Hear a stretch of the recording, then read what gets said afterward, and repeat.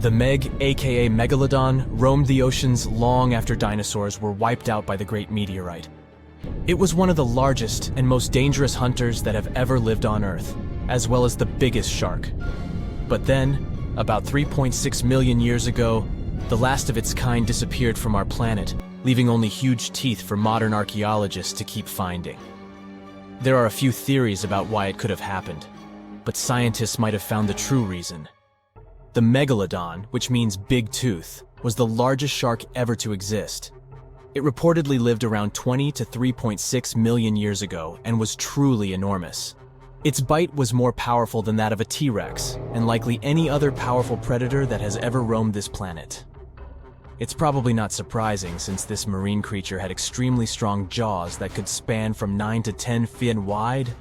That's enough to swallow two grown-up people side by side. The jaws were also lined with 276 teeth, and they reached 7 inches in length. That's as long as a small hedgehog. Once these teeth got worn down, the shark got rid of them and grew new ones.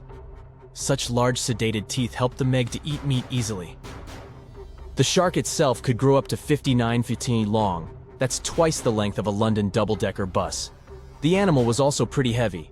While a fully grown T-Rex weighed about 8 tons, the weight of a large Megalodon could be more than 30 tons.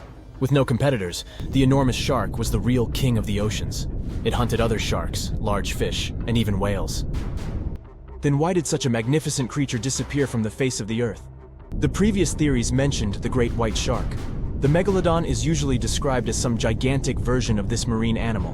And this is a common mistake made because most people think these creatures were related. But in reality, the Meg looked more like a modern bull shark.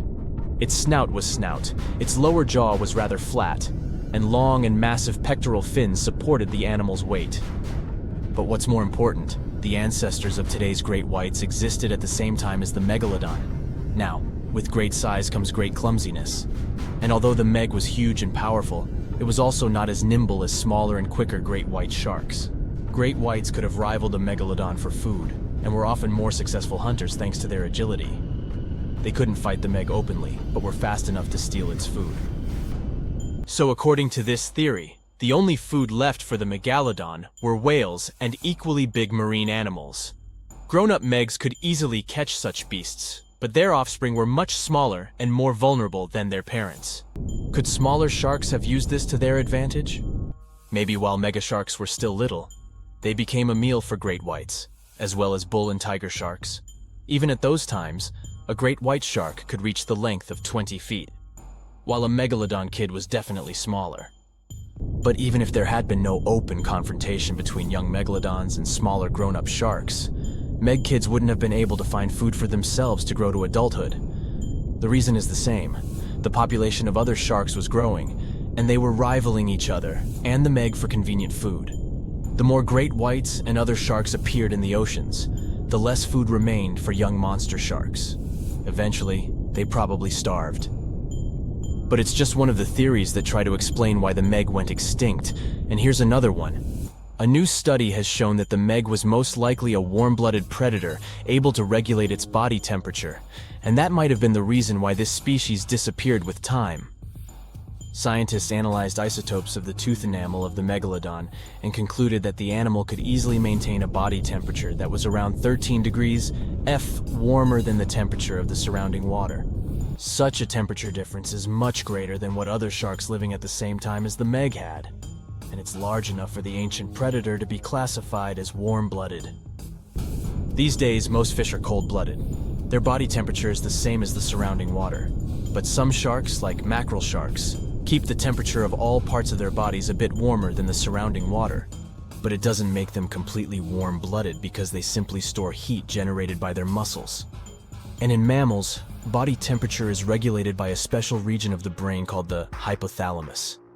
Anyway, the Meg's warmer body allowed the animal to move faster, deal with cold water better, and spread out all over the world. But eventually, it might have led to a disaster. The Megalodon lived during the Pliocene epoch, pronunciation. It began approximately 5.3 million years ago and finished 2.5 million years ago. During that period, global cooling occurred. It also caused the changes in sea level, which the Megalodon probably didn't survive. The main problem for the predator was to maintain an energy level allowing its body temperature to remain elevated. But to do it, the animal had to eat a lot, and I mean it. But it was a challenging task in a time of changing marine ecosystems, and while competing with newcomers, such as the great white shark. If this theory is true, then the amount of energy the Meg had to use to remain warm could have contributed to its extinction. This new information is very important to us.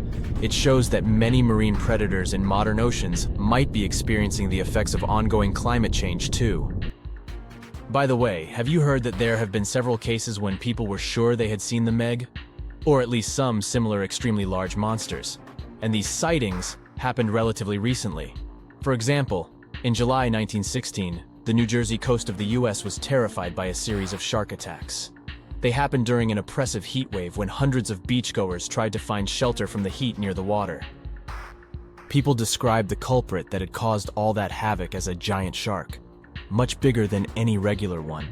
Since then, scientists have been debating which shark species was involved in those accidents. The most popular guesses have been the bull shark and the great white. A picture of a huge shark roaming the Pacific Ocean not far from Guadalupe Island appeared in 1999. The creature was nicknamed Deep Blue. It could be distinguished from others by a wavy pattern separating its gray back and white belly. But even though some people claimed it could be the infamous Megalodon, experts came to the conclusion it was a female white shark, the largest ever seen. The average length of a male white shark is 11 to 13 feet. Females are bigger, up to 15 or 16 feet, but Deep Blue reached more than 20 feet in length. No wonder people were confused. For the last time, Deep Blue was spotted in 2013 near the western coast of Mexico's Baja California. But look, there's another jumbo shark, and you can meet it in any part of the world. The largest specimens can reach 40 feet long and weigh about 5 or even 6 tons. Could it be, if not the Megalodon itself, but one of its relatives? Again, a wrong guess. That's the basking shark. This animal prefers subpolar seas, with temperatures not higher than 58 degrees F. Even though some of these animals do migrate to warmer places. Like whale sharks, basking sharks are harmless and don't attack snorkelers or divers. These creatures have loads of small teeth, but they don't use them when feeding. Instead, they swim with their huge mouths open and swallow plankton. A grown-up basking shark can filter nearly 2,000 tons of water per hour.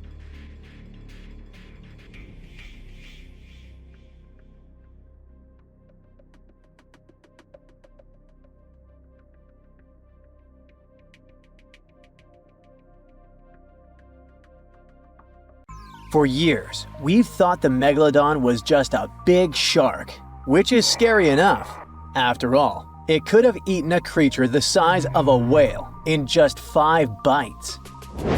Estimates indicate that the largest shark that ever lived had been around 59 feet long, which is a reasonable size and explains a lot. But the scientific community was wrong. Very wrong. Now, scientists have proven that megalodons could grow up to 80 feet long, which is the same as a 6-story building. The creature would have certainly been dozens of times bigger than you if you had seen it underwater. These giants ruled the ancient oceans between about 20 million and 3 million years ago. And even though it was a long time ago, they've left a lasting impression, becoming the protagonists of many movies. And scientists continue to search for answers about their life. Thanks to this, we still occasionally find their fossils. But the thing is, no one has ever found a complete skeleton. All we have are scattered vertebrae, a few scales, and, of course, those massive, razor-sharp teeth. The most complete piece we know of is a 36-foot section of a megalodon's spine. It was once part of the trunk of the animal's body. So, to assess just how big the megalodon was, experts compared its fossils to more than 150 species of sharks, both those that are alive and those that have gone extinct, to get the most realistic result possible. If the megalodon had had the proportions of a regular shark, it would have had a 6-foot head and a 12-foot tail. It would have also stretched 54 feet from nose to fin. But these measurements are way off the mark. The largest Megalodon vertebra ever found is 9 inches in diameter, which makes it 3 inches larger than the largest vertebra of a typical shark. And if we follow these proportions, that Megalodon was a whopping 80 feet long. To better understand how giant this is, just think of 2 school buses lined up end to end. For a long time, it was very common to think that the Megalodon was just a giant great white shark. And it makes sense, right? I mean, both would have had large, terrifying, serrated teeth. But that was another completely wrong idea. Now, we know that Megalodons were actually much more slender and aerodynamic than the modern great white shark. Their body shape was built to cut through the water with much less resistance, minimizing the effects of gravity in the sea, letting them glide effortlessly through the ocean. Now, if Megalodon wasn't just another great white shark, what other animal of the same species was it most similar to? Surprise! In fact, it had more in common with the modern lemon shark. This species has robust and powerful bodies, 2 large dorsal fins, and blunt snouts, which makes them really fast and agile hunters, like prehistoric predators. In other words, while thinking about the Megalodon, you can imagine a giant, turbocharged lemon shark. This is the most modern comparison of the Megalodon with another animal, unless scientists find a complete skeleton of the ancient shark. But it's not common to find complete shark skeletons. They're rare because they're actually made not of bone but of soft, coated cartilage, like the stuff in human noses and ears. Their teeth are the boniest part of their bodies, and it's the reason why we've found so many of them. Yet, a complete skeleton is like scattered puzzle pieces to us. There's no solid bone to hold these pieces together, so the whole thing is very vulnerable to falling apart. Still, it's actually possible for an entire shark skeleton to survive. In these cases, very specific natural phenomena have to come into play. The skeleton needs to get buried super fast in mud or sediment, free of any kind of scavengers and away from ocean currents. Otherwise, it simply disintegrates before it can fossilize. Interestingly, although the sea is the home of these animals, it is possible to find their skeletons on land too. Millions of years ago, a big portion of today's dry land was submerged, teeming with marine life. Then, in certain places, sedimentary minerals and specific biological conditions of the seabed allowed the fossilization of sharks in marine rocks. Today, those are desert rocks that ensure the preservation of shark fossils. But in any case, searching for a shark tooth in a desert is like looking for a needle in a haystack. But finding an entire fossilized skeleton embedded in a rock is like hitting the jackpot. Another unexpected discovery is that these prehistoric sharks were not born small and cute like regular baby sharks. A newborn Megalodon could reach almost 13 feet in length. That's more than twice the height of the average human. Imagine a shark the size of a boat from the moment it's born. Now, although we don't have all the information about the giant of the seas, it's a fact that it's one of the most famous animals in pop culture worldwide. Not only has it inspired several movies, but some people also insist that the Megalodon is still alive. Scientists say it's not. The Megalodon didn't survive the test of time, and it would be impossible for such a giant creature to dwell in the seas without us noticing it. First, it was a super predator. It hunted whales, dolphins, and other large marine animals. If the Meg was still around, its presence would completely change the balance in the oceans. It would have huge impacts on marine ecosystems, regulating populations and influencing the size and behavior of the ancient shark's prey. A good example is whales. They wouldn't have grown so big if the Meg still hunted in the oceans. This only happened because there was no super predator in the way. If the giant shark was still in our oceans, species like the blue whale would be tiny, as they would need to develop and adapt to be able to escape constant attacks. The lives of the workers of the sea would also be completely different. Fishers would have to avoid certain areas, ships would change routes, and even maritime tourism would be risky. Going for a swim and coming across a shark over 65 feet long? Not worth the risk. Plus, if the Megalodon was still out there, we would have some proof. Commercial fishing catches millions of sharks every year, and a monster of this size would not go unnoticed. Not to mention that with all of today's technology such as drones, satellites, and submarines at our disposal, someone would have already recorded an encounter with this living legend. By the way, most sharks, like most fish, are cold-blooded. But the reality for Megalodon was different. This giant was able to keep its body warmer than the surrounding ocean.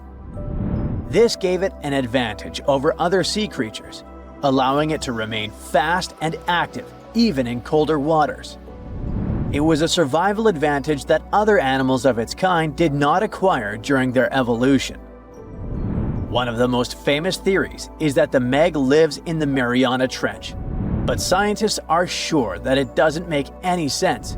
This region is poor in food and has many tiny creatures, which would not be nearly enough to sustain a large predator. In addition, there's a lot of research studying countless sharks that live in the ocean depths, and none of them come close to the size of the Megalodon. So, does the Megalodon still exist? Definitely not, but that doesn't mean it isn't any less mysterious and fascinating. Many terrifying animals live deep beyond the waves, like this vampire squid living 3,000 feet below the surface in almost complete darkness. This animal has a cloak, like a vampire's. That's why it's called the vampire squid. Deep down at the bottom, it can't use ink to defend itself. So this animal has developed an unusual tactic. It glows slightly to scare away predators. If this tactic fails, the vampire squid can turn its body inside out, revealing tiny spikes. When you translate its scientific name, Vampiroteuthis infernalis, it literally means vampire squid from the nether. Despite its terrifying looks, it's a harmless ocean animal. This previous creature was not from space, but this object definitely is.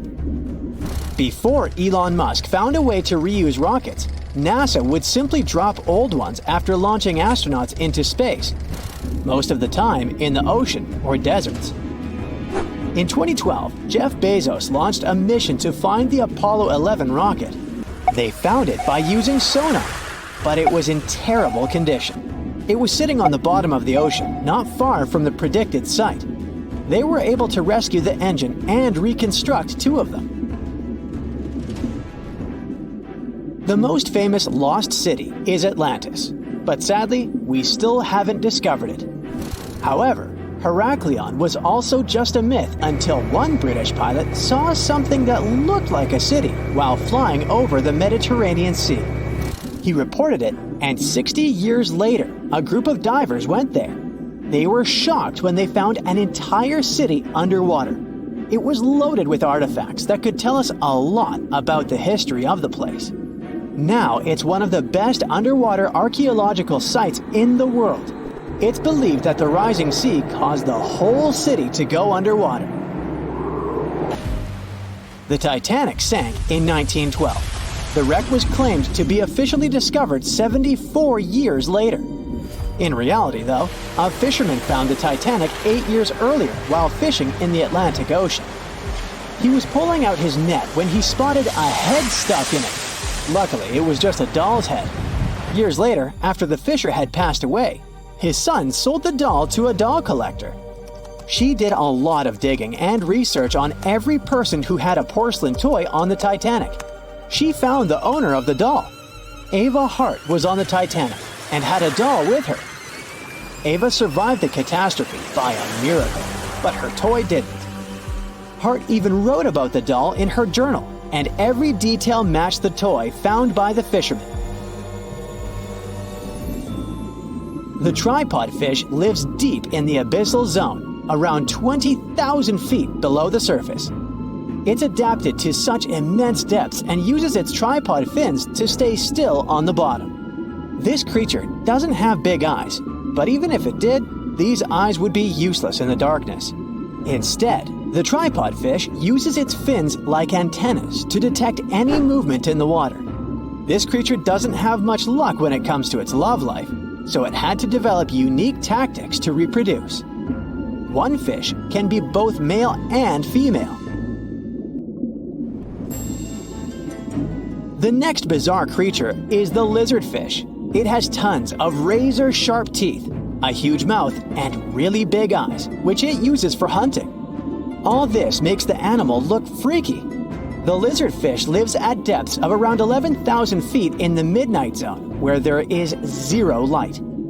This freak of nature basically eats everything it can fit inside its mouth, from small fish to other lizardfish. On the other hand, when they see other reptile fish, they probably fall in love instead, because finding mates at those depths is not an easy task. Like the tripod fish, the lizardfish can be both male and female at the same time. When you think of a river, you usually picture it on land. Still, nature is quite unpredictable, and it created a river flowing under the ocean in California. It's running at a depth of around 2 miles. This river has everything that an ordinary river has: sunken logs, trees, and rocks. And despite its uniqueness, it's not the only one in the world. There are also others in the Amazon and Greenland. A terrifying creature was discovered near Angola's coast by a remote operating vehicle. It looks like it doesn't have a head or a body. It was sitting at a depth of around 4,350 feet below the surface. After doing research, scientists concluded it wasn't anything from a sci-fi movie, it was just a cluster of siphonophores stuck together. In 2015, some random guy was diving in Caesarea, and something shiny caught his eye. He reached out, grabbed it, and realized it was a gold coin. After that, he examined the bottom and found out that there were many more. He reported the incident to the local authorities, and they concluded that he had found Arabic treasure. The coins were made of solid 24-karat gold and were a few thousand years old, but due to the perfect salinity and temperature, they looked brand new. The coins belonged to a ship carrying cargo. It was caught up in a storm and unfortunately sank. One of the weirdest things ever discovered was found in the Baltic Sea. It's an anomaly that looks as if it was created by a different civilization. It was discovered by Swedish researchers, and they basically had no idea what it was. They had to ask tons of other scientists for their opinions. When you look at this formation from above, it's 200 feet long and looks exactly like a fallen spaceship. It's hard to believe that it's a natural formation. But, spoiler alert, it's totally made by nature because the Baltic Sea has gone through many erosions throughout history. Most likely, the bizarre formation is the result of these processes. A group of divers in Madagascar were shocked when they found this 7-foot monstrosity of a knife on the seafloor. The speculation started immediately, and many said that the knife was from some giants that had fought megalodons and lived on Earth thousands and thousands of years ago. That could make a nice story, but the knife is most likely a movie prop that was lost at sea. One of the ocean's most bizarre animals is the frilled shark. It's believed that this fish is the reason for all those sea serpent stories that sea explorers of the past wrote about. These animals live pretty deep in the ocean, but sometimes they can be seen in shallow waters. It's super rare, but possible. The frilled shark has a big mouth sporting around 300 teeth. It also has a long body that looks like a lizard's, and it is truly a unique species of shark. Its prey can be half of its size because this shark's stomach is like that of a snake, and it can swallow huge fish or crustaceans. Spotting a few worms in your garden is no big deal, but after seeing a 26-foot-long one in the ocean, you will make your wetsuit a little wetter. This worm is super rare, and it's completely harmless to humans. It's actually not a giant worm. It's a cluster of zooids that are stuck together in a worm-shaped formation. They usually only eat plankton, bacteria, and other tiny things that can be found in the ocean. Probably the scariest thing in the ocean that is 100% real is the magna pinna, which can be found at crazy depths of 20,000 feet below the surface. This monster looks like an underwater Slender Man, but it's just a squid with really long tentacles that can reach a terrifying size of 8 feet. This guy has only been seen a few times, and basically, we don't know much about this creature so far. You are a marine biologist who is on a mission to explore organisms that live in the deeper and darker parts of the ocean. As you prepare to dive, your ship's object detection system starts beeping. Something within the water is approaching, and it's really fast, and it seems like it's a Megalodon! You try to take your oxygen tank and other diving equipment off to prepare for what's to come. But in the blink of an eye, the Megalodon attacks your ship, breaking it into 2 pieces like the Titanic. You fall into the cold waters of the ocean. You immediately try to swim back to the surface in a panic, but the Megalodon notices you. You know you're not fast enough to escape. As the Megalodon swims towards you, your survival instinct takes control. You curl your body to minimize its surface area and decrease your risk of injury. Then the Megalodon opens its 11-foot wide mouth. The force of the water pushes you against the back of its throat, which is wide enough to fit a small car. Fortunately, you are able to grab onto one of its 276 teeth as tightly as you can until its jaw slaps shut with a loud banging sound. Thanks to that, you don't immediately end up in its stomach. You are in its mouth, standing on its tongue, which is almost larger than a couch. With panic, you try to push your way out of its mouth, but its jaw muscles are extremely strong. You start waiting for it to open its mouth on its own so that you'll swim out. But when it finally does, the water pressure is so strong that it even pushes you further back from its throat. You try holding onto the roof of its mouth, but it is too slippery for you to get a grip on. So you finally end up in its stomach. It's so dark inside there. While your eyes slowly adjust, you start hearing its heart. There is still no oxygen, so you keep your diving gear on. Good thing you didn't get a chance to take it off before. However, if you were able to take your snorkel off, it would smell rotten due to the methane gases. You start looking around and see the stomach is full of the remains of the Megalodon's previous meals. There are skeletal remains of fish and sharks all around, and even other divers who weren't as lucky as you. Fortunately, the wetsuit you're wearing is super protective. You start feeling more pressure around you, which means the Megalodon started its descent deeper into the ocean. The rising panic causes your muscles to twitch. You start feeling extremely exhausted. That's why you need to do something now and do something fast if you want to make it out alive. You remember that your diving equipment includes an emergency knife. It's small, but it's really sharp. You take that out and try cutting through the Megalodon's skin.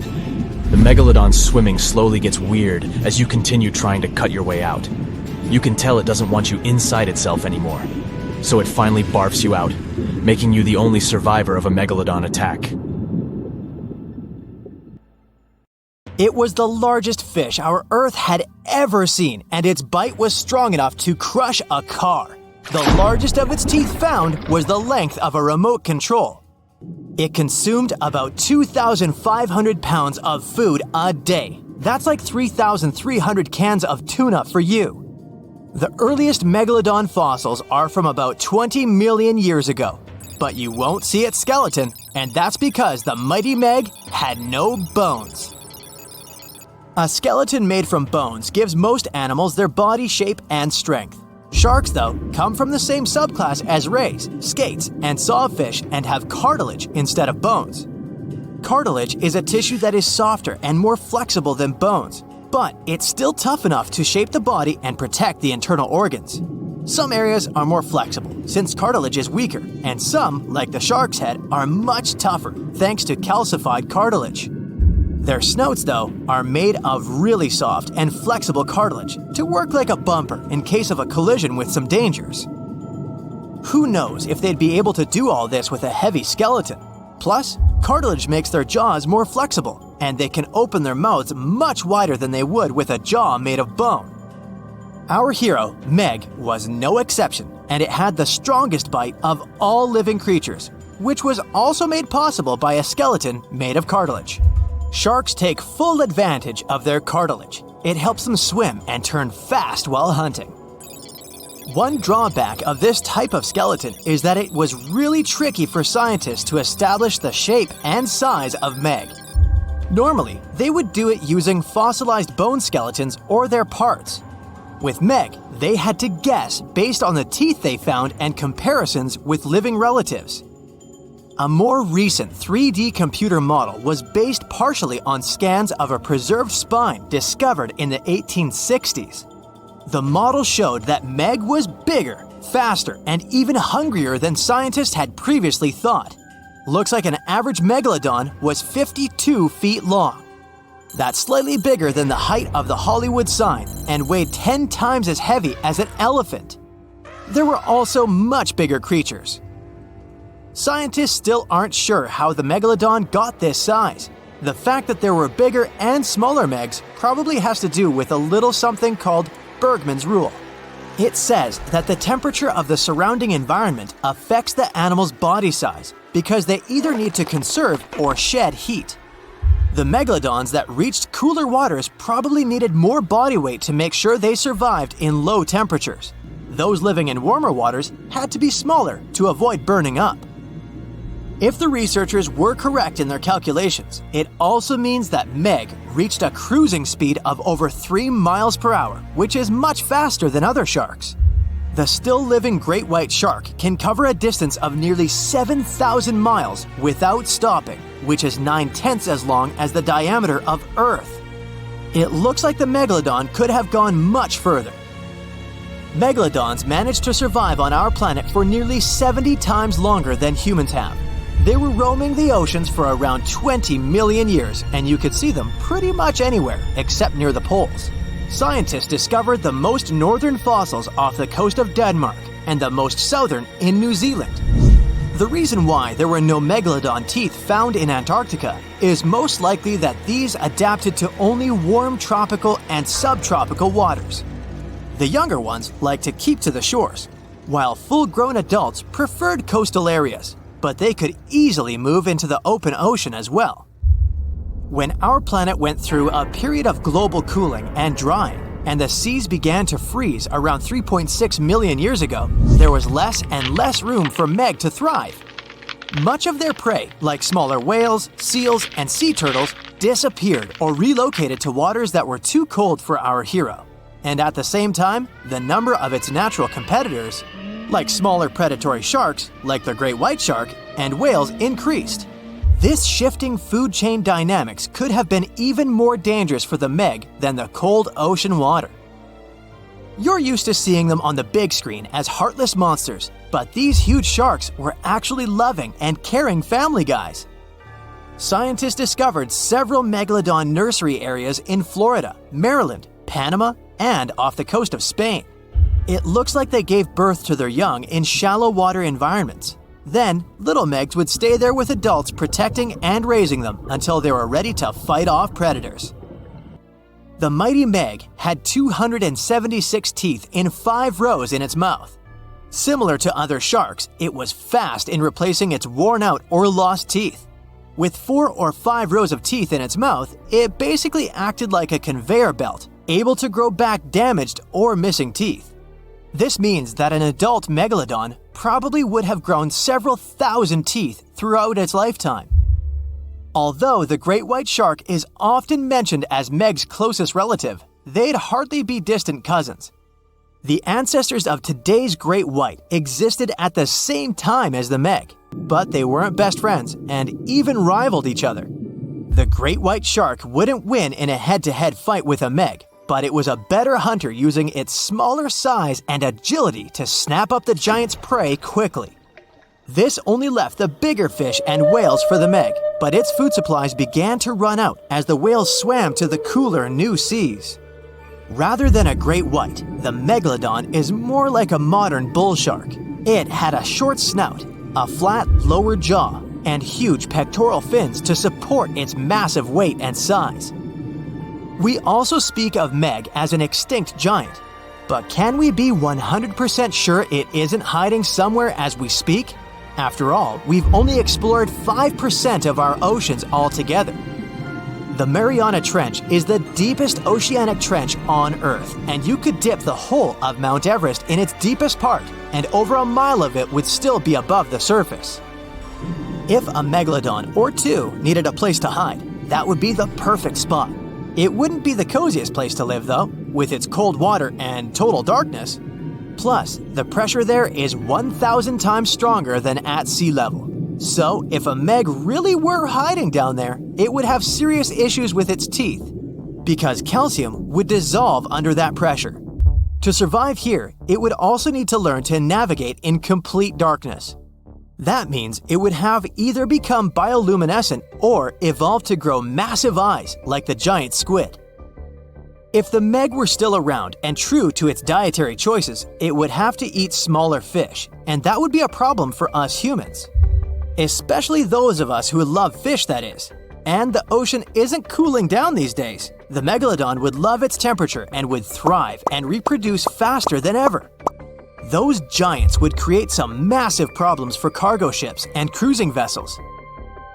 In case you're now scared at the thought of meeting a Megalodon, relax. Most scientists don't think it's possible because of our hero's size. Most foods that megalodons like to eat live in shallow ocean areas and not in the deep, deep sea. Meg would need to come up for dinner every now and then, and it's kinda hard to miss a creature this big.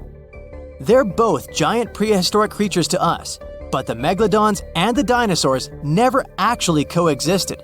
The dinosaurs probably died out about 66 million years ago. Megalodons seem to have appeared a bit later.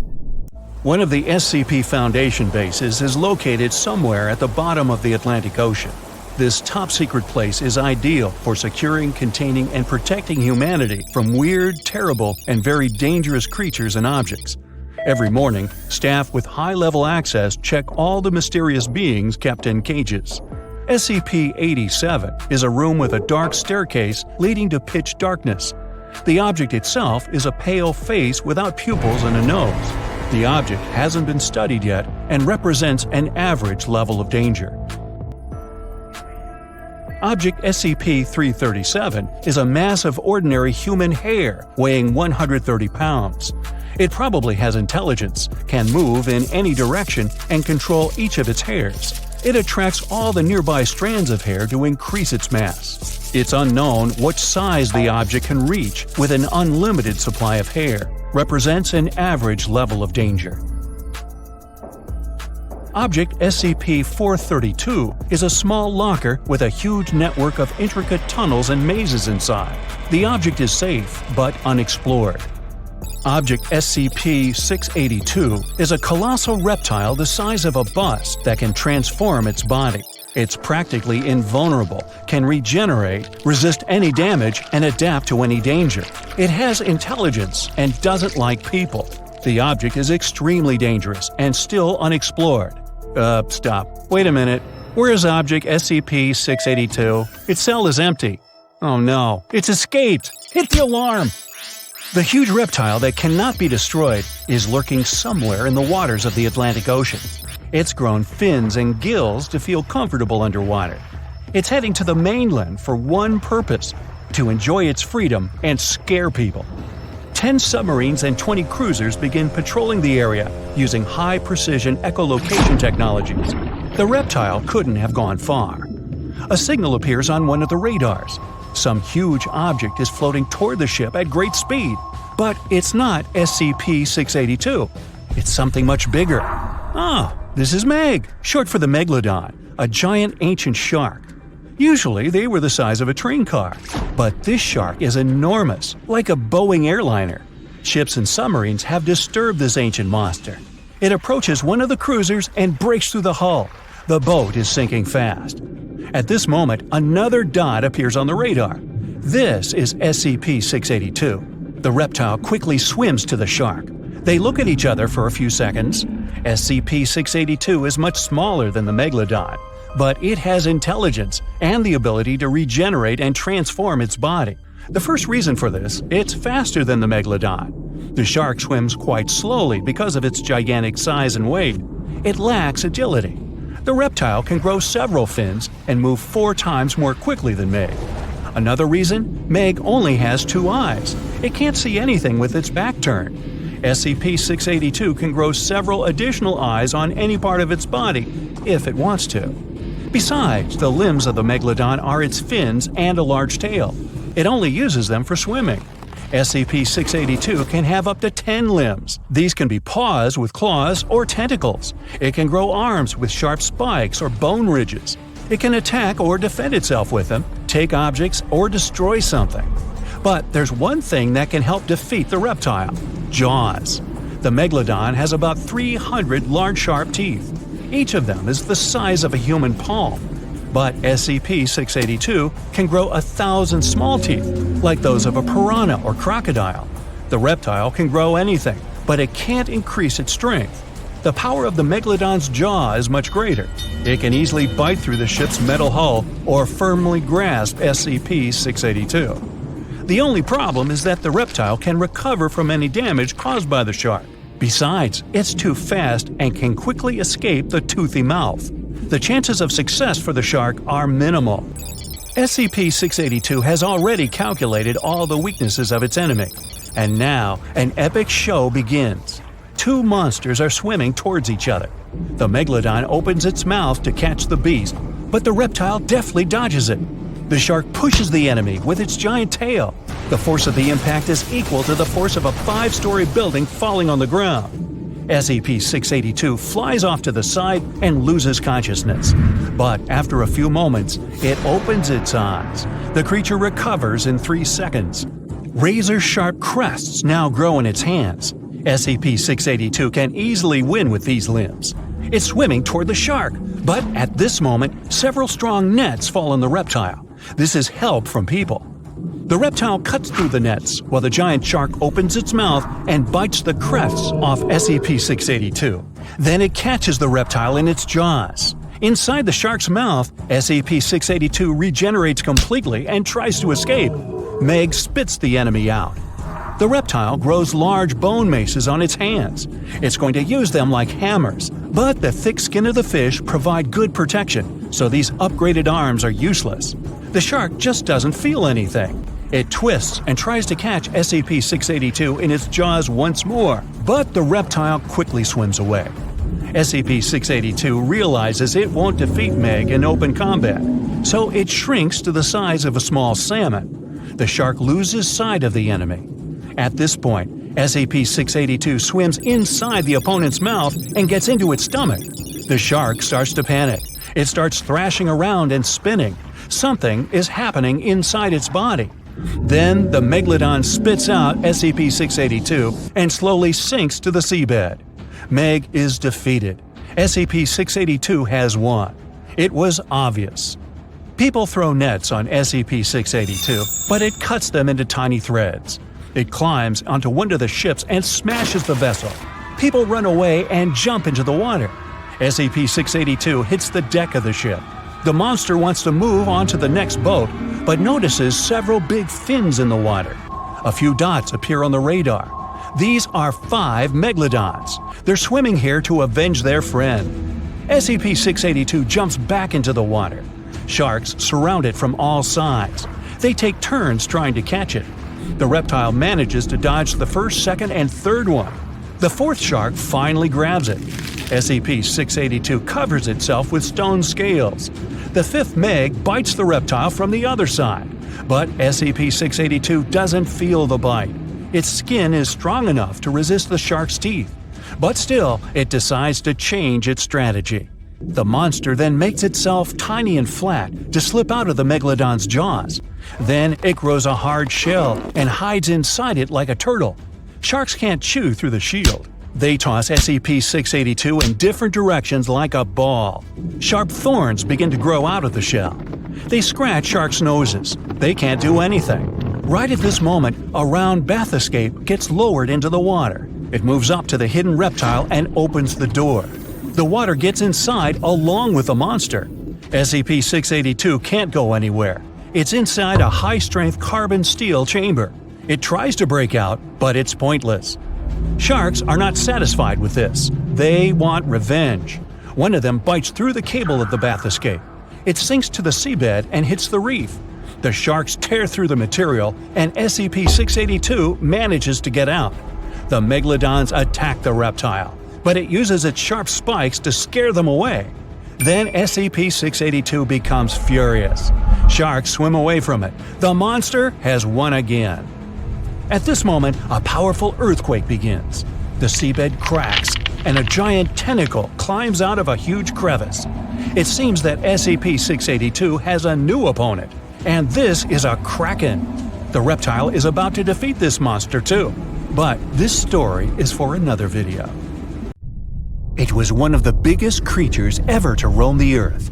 It was longer than your average school bus and could easily weigh more than 10 elephants combined. But where did it live? How did it end up having this size? And most importantly, why is it extinct nowadays? Let's find out. The Megalodon was the largest predator ever known in our planet's history. In terms of its location, the Megalodon lived practically in all waters on our globe, except near the poles.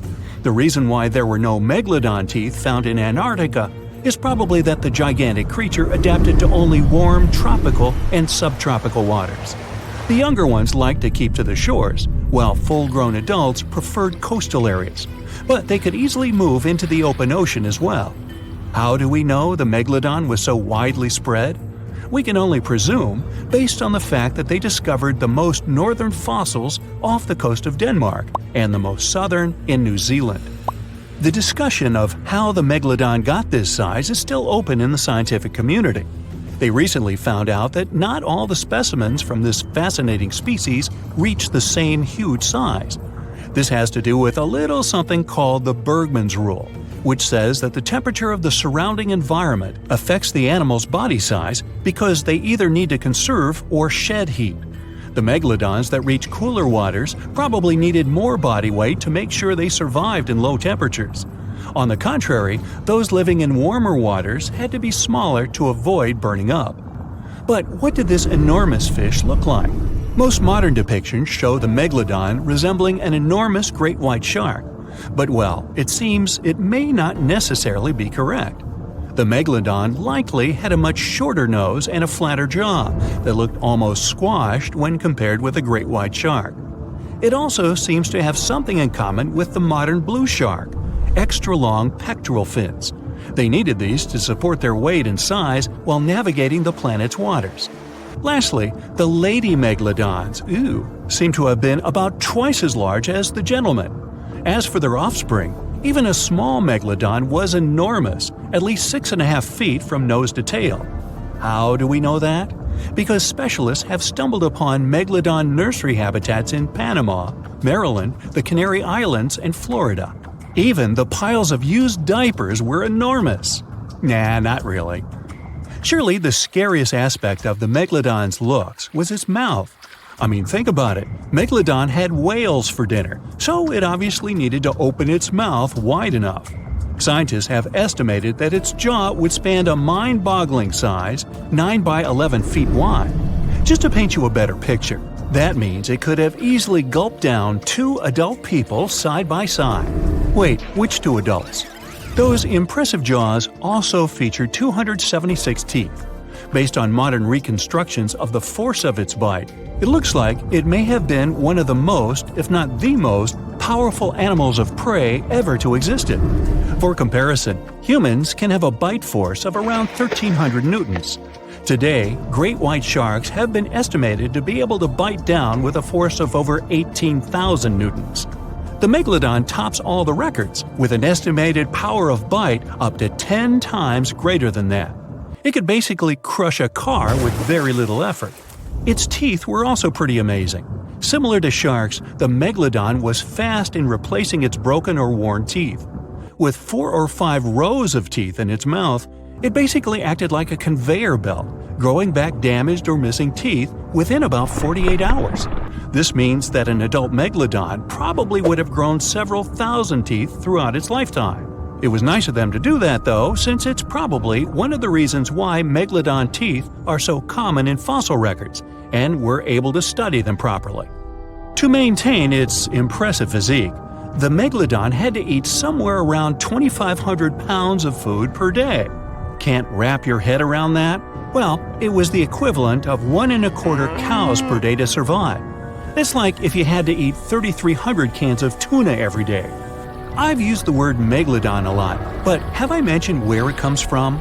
When translated from Greek, it means giant tooth. Ah, those clever Greeks. However, this giant shark's full scientific name is a bit more complicated: Carcharocles megalodon. But are these gigantic predators actually extinct? We tend to believe so, but let's be honest for a second. We've come to know more about the surface of Mars than the depths of our oceans. Like, we've only explored 15% of our oceans altogether. Who knows what may be lying out there in the deep? Maybe some ancient predators?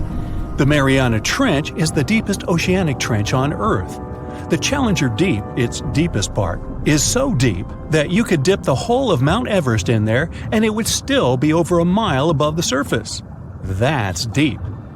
If a Megalodon or two ever needed a place to crash, that would be a discreet enough location. However, the Mariana Trench is not a particularly comfy place to be in. Because it's cold and steeped in total darkness and all. The temperatures here are around 36 degrees Fahrenheit all year round. And to top it all off, the pressure is 1,000 times stronger than at sea level. So it's safe to assume that if any Megalodon is hiding in here, its teeth and bones might not be looking so good. Because of the intense pressure here in the Mariana Trench, proteins and calcium start to dissolve and disintegrate. That's why, for example, the Haddell snailfish, the deepest dwelling fish we've discovered, has evolved to feature flexible cartilage instead of bones. To survive here, the Megalodon would also need to learn to navigate in complete darkness. That means it would have to either become luminescent or evolve to grow massive eyes like the giant squid. While it may sound like an intriguing and good idea for a movie script, most scientists don't think it's possible. Why? Well, most of them say it's because of the Megalodon's size. Most foods that Megalodons like to eat live in shallow ocean areas and not in the deep, deep sea.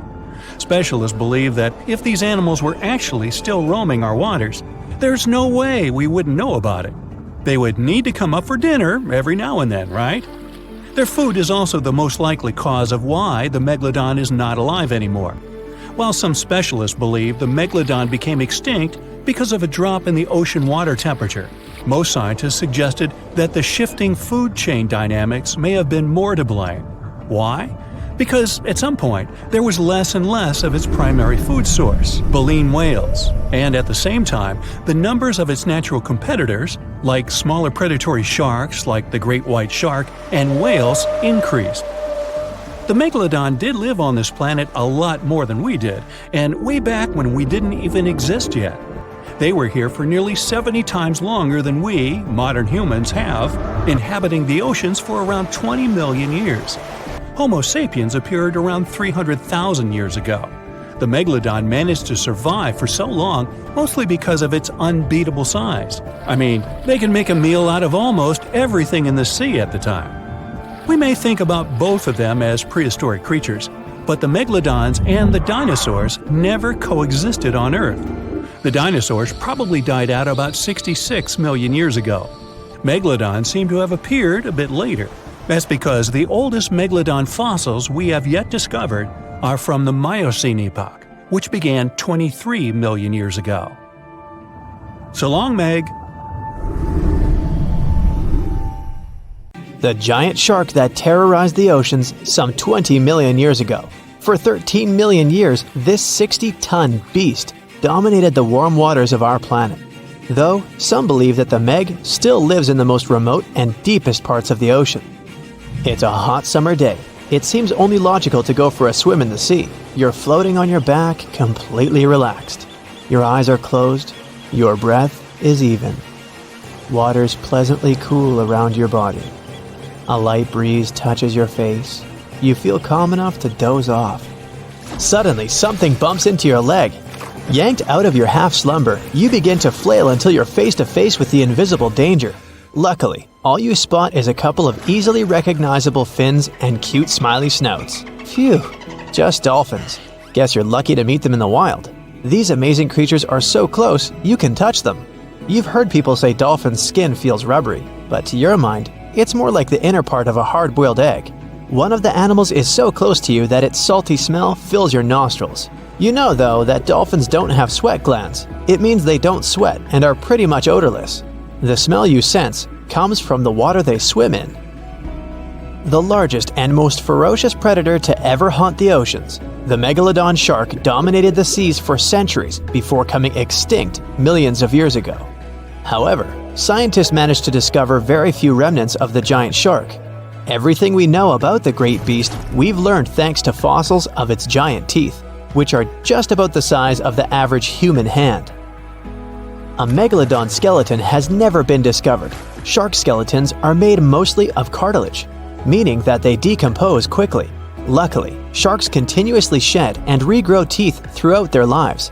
One shark can go through 40,000 teeth in a single lifetime. Scientists have managed to study different types of shark species based on their teeth alone. The megalodon shark had around 276 teeth. When they fell out, those teeth landed in the seabed where they stayed for millions of years, fossilizing. Scientists found those teeth, and they're the only real record we have of the megalodon's existence. Megalodon teeth have been discovered all over the world. It means that unlike other marine animals of its time, the megalodon was intercontinental.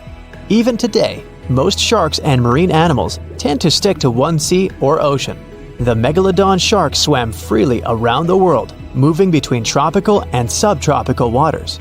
Megalodon teeth have been found in every continent apart from the freezing cold waters of Antarctica. When a megalodon makes a starring appearance in a movie or TV show, it's portrayed to look like a giant version of a great white shark.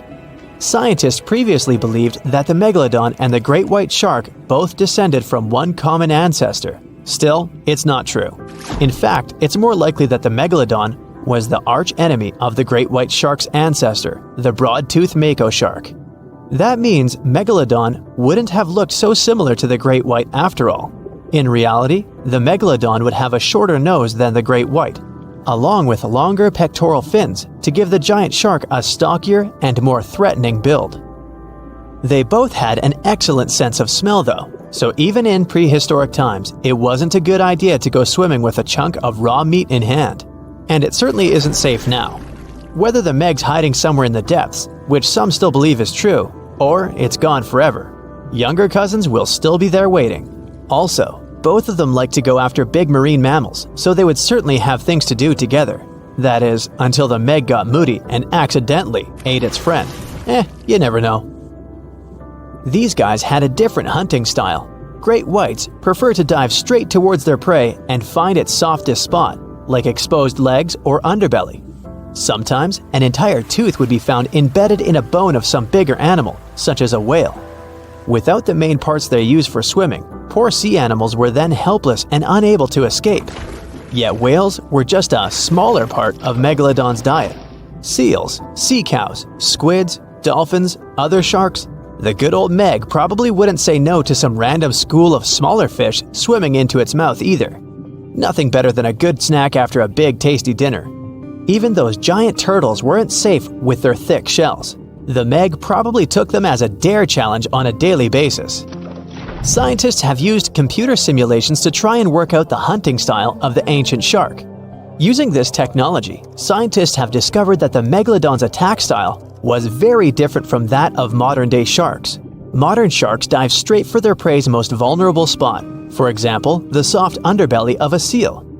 The Megalodon's teeth were uniquely suited to biting through tougher areas of cartilage.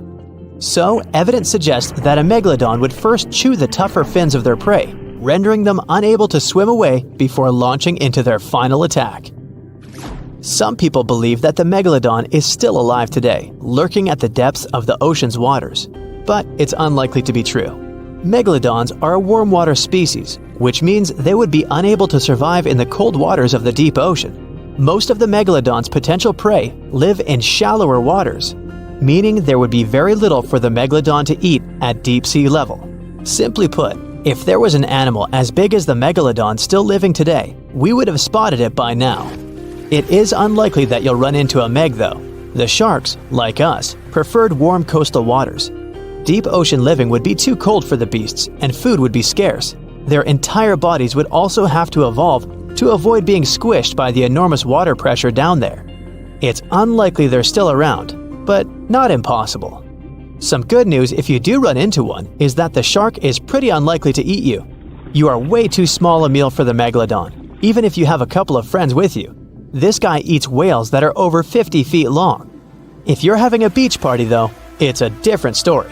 In a beach full of swimmers, the shark very well might creep up, scooping several humans into its giant mouth without even chewing. The fearsome name Megalodon comes from two Greek words, megas, meaning big, and odont, meaning tooth.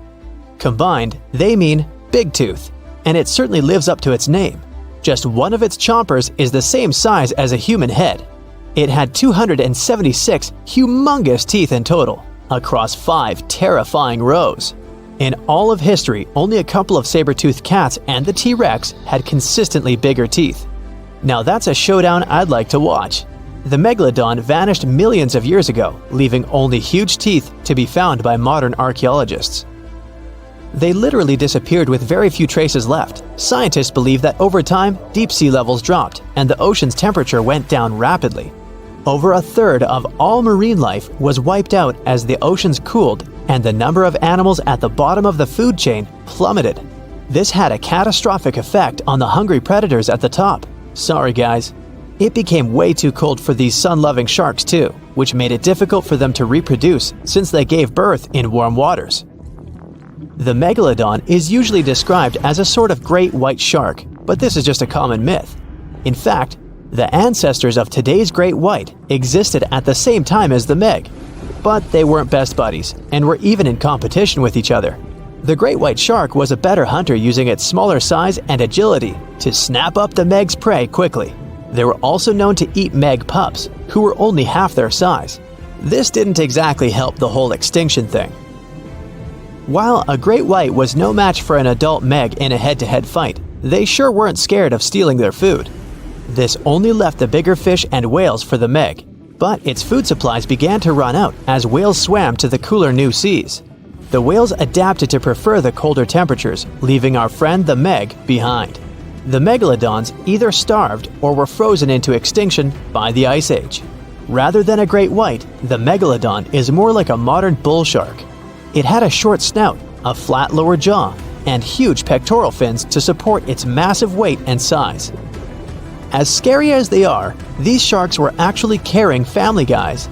Several Megalodon nursery areas have been discovered in Florida, Maryland, and Panama. They gave birth to their young in shallow water environments. We know this from discovering loads of tiny Megalodon teeth found in these areas. I wonder if they had nannies too. The Megalodon was the biggest shark to ever live. Not only that, it's one of the biggest fish and the largest predator in Earth's history. Over 3 times longer than the biggest great white shark on record. The females have also been found to be twice the size of the males. The Megalodon could swallow a small car without even touching its teeth, if cars had been around then. In fact, the Meg was so big and powerful that it had no natural predators.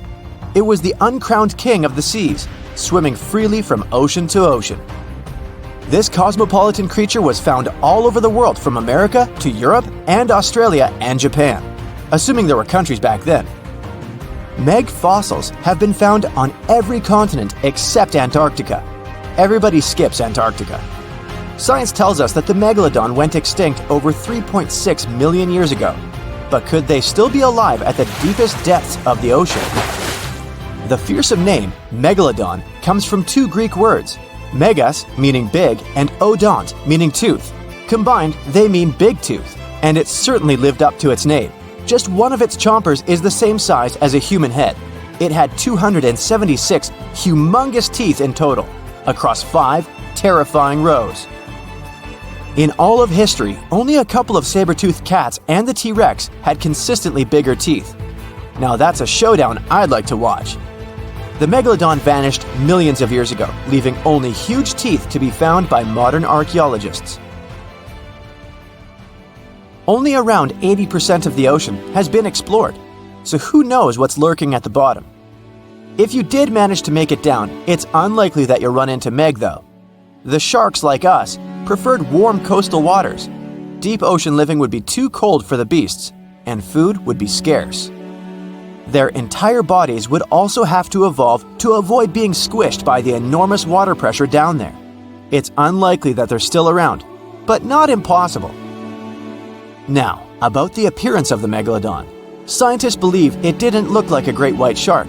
The Megalodon belongs to a different fish family and most likely looked like a giant sand tiger shark. Flattened snout, small eyes. Its dorsal fin moved backward. The sand shark has 2 dorsal fins about the same size. The coloration is light brown with a white belly. It may have had brown-red spots like a sand shark all over its body. We used to think of the Megalodon as something scary from the first finds of its fossils. That was back in the Renaissance era. People found some teeth in the rocks. At first, these teeth were thought to be the tongues of dragons or snakes. And here is the first drawing of what the owner of these teeth supposedly looked like. A massive snout with a scary nose and a bunch of razor-sharp teeth. The Megalodon is usually described as a sort of giant great white shark, but this is just a common myth. In fact, the ancestors of today's great white existed at the same time as the Meg. But they weren't the best buddies and were even in competition with each other.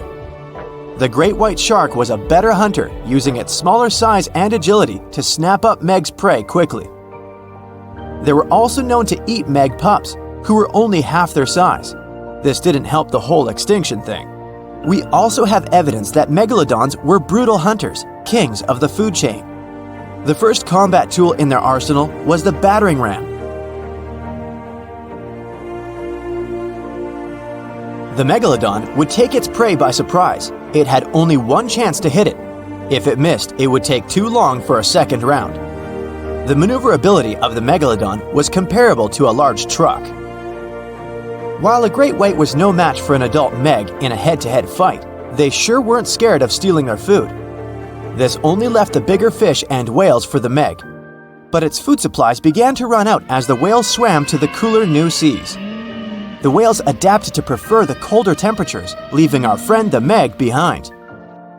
The Megalodons either starved or were frozen into extinction by the Ice Age. Rather than a great white, the Megalodon is more like a modern bull shark. It had a short snout, a flat lower jaw, and huge pectoral fins to support its massive weight and size. As scary as they are, these sharks were actually caring family guys. Several Megalodon nursery areas have been discovered in Florida, Maryland, and Panama. They gave birth to their young in shallow water environments. We know this from discovering loads of tiny Megalodon teeth found in these areas. I wonder if they had nannies too. But how come there are so many Megalodon teeth out there for us to analyze? Due to their messy, aggressive eating habits, sharks regularly lose their teeth. They lose a set of teeth every 1 to 2 weeks. That's 40,000 teeth in a lifetime. They must rake in a fortune from the tooth fairy. Because of this, their teeth were continually raining down to the ocean floor. Luckily for us, they're also the hardest part of the shark skeleton, which is why so many teeth have survived and become fossilized. It's fair to say the first discoveries of the Meg's teeth confused people.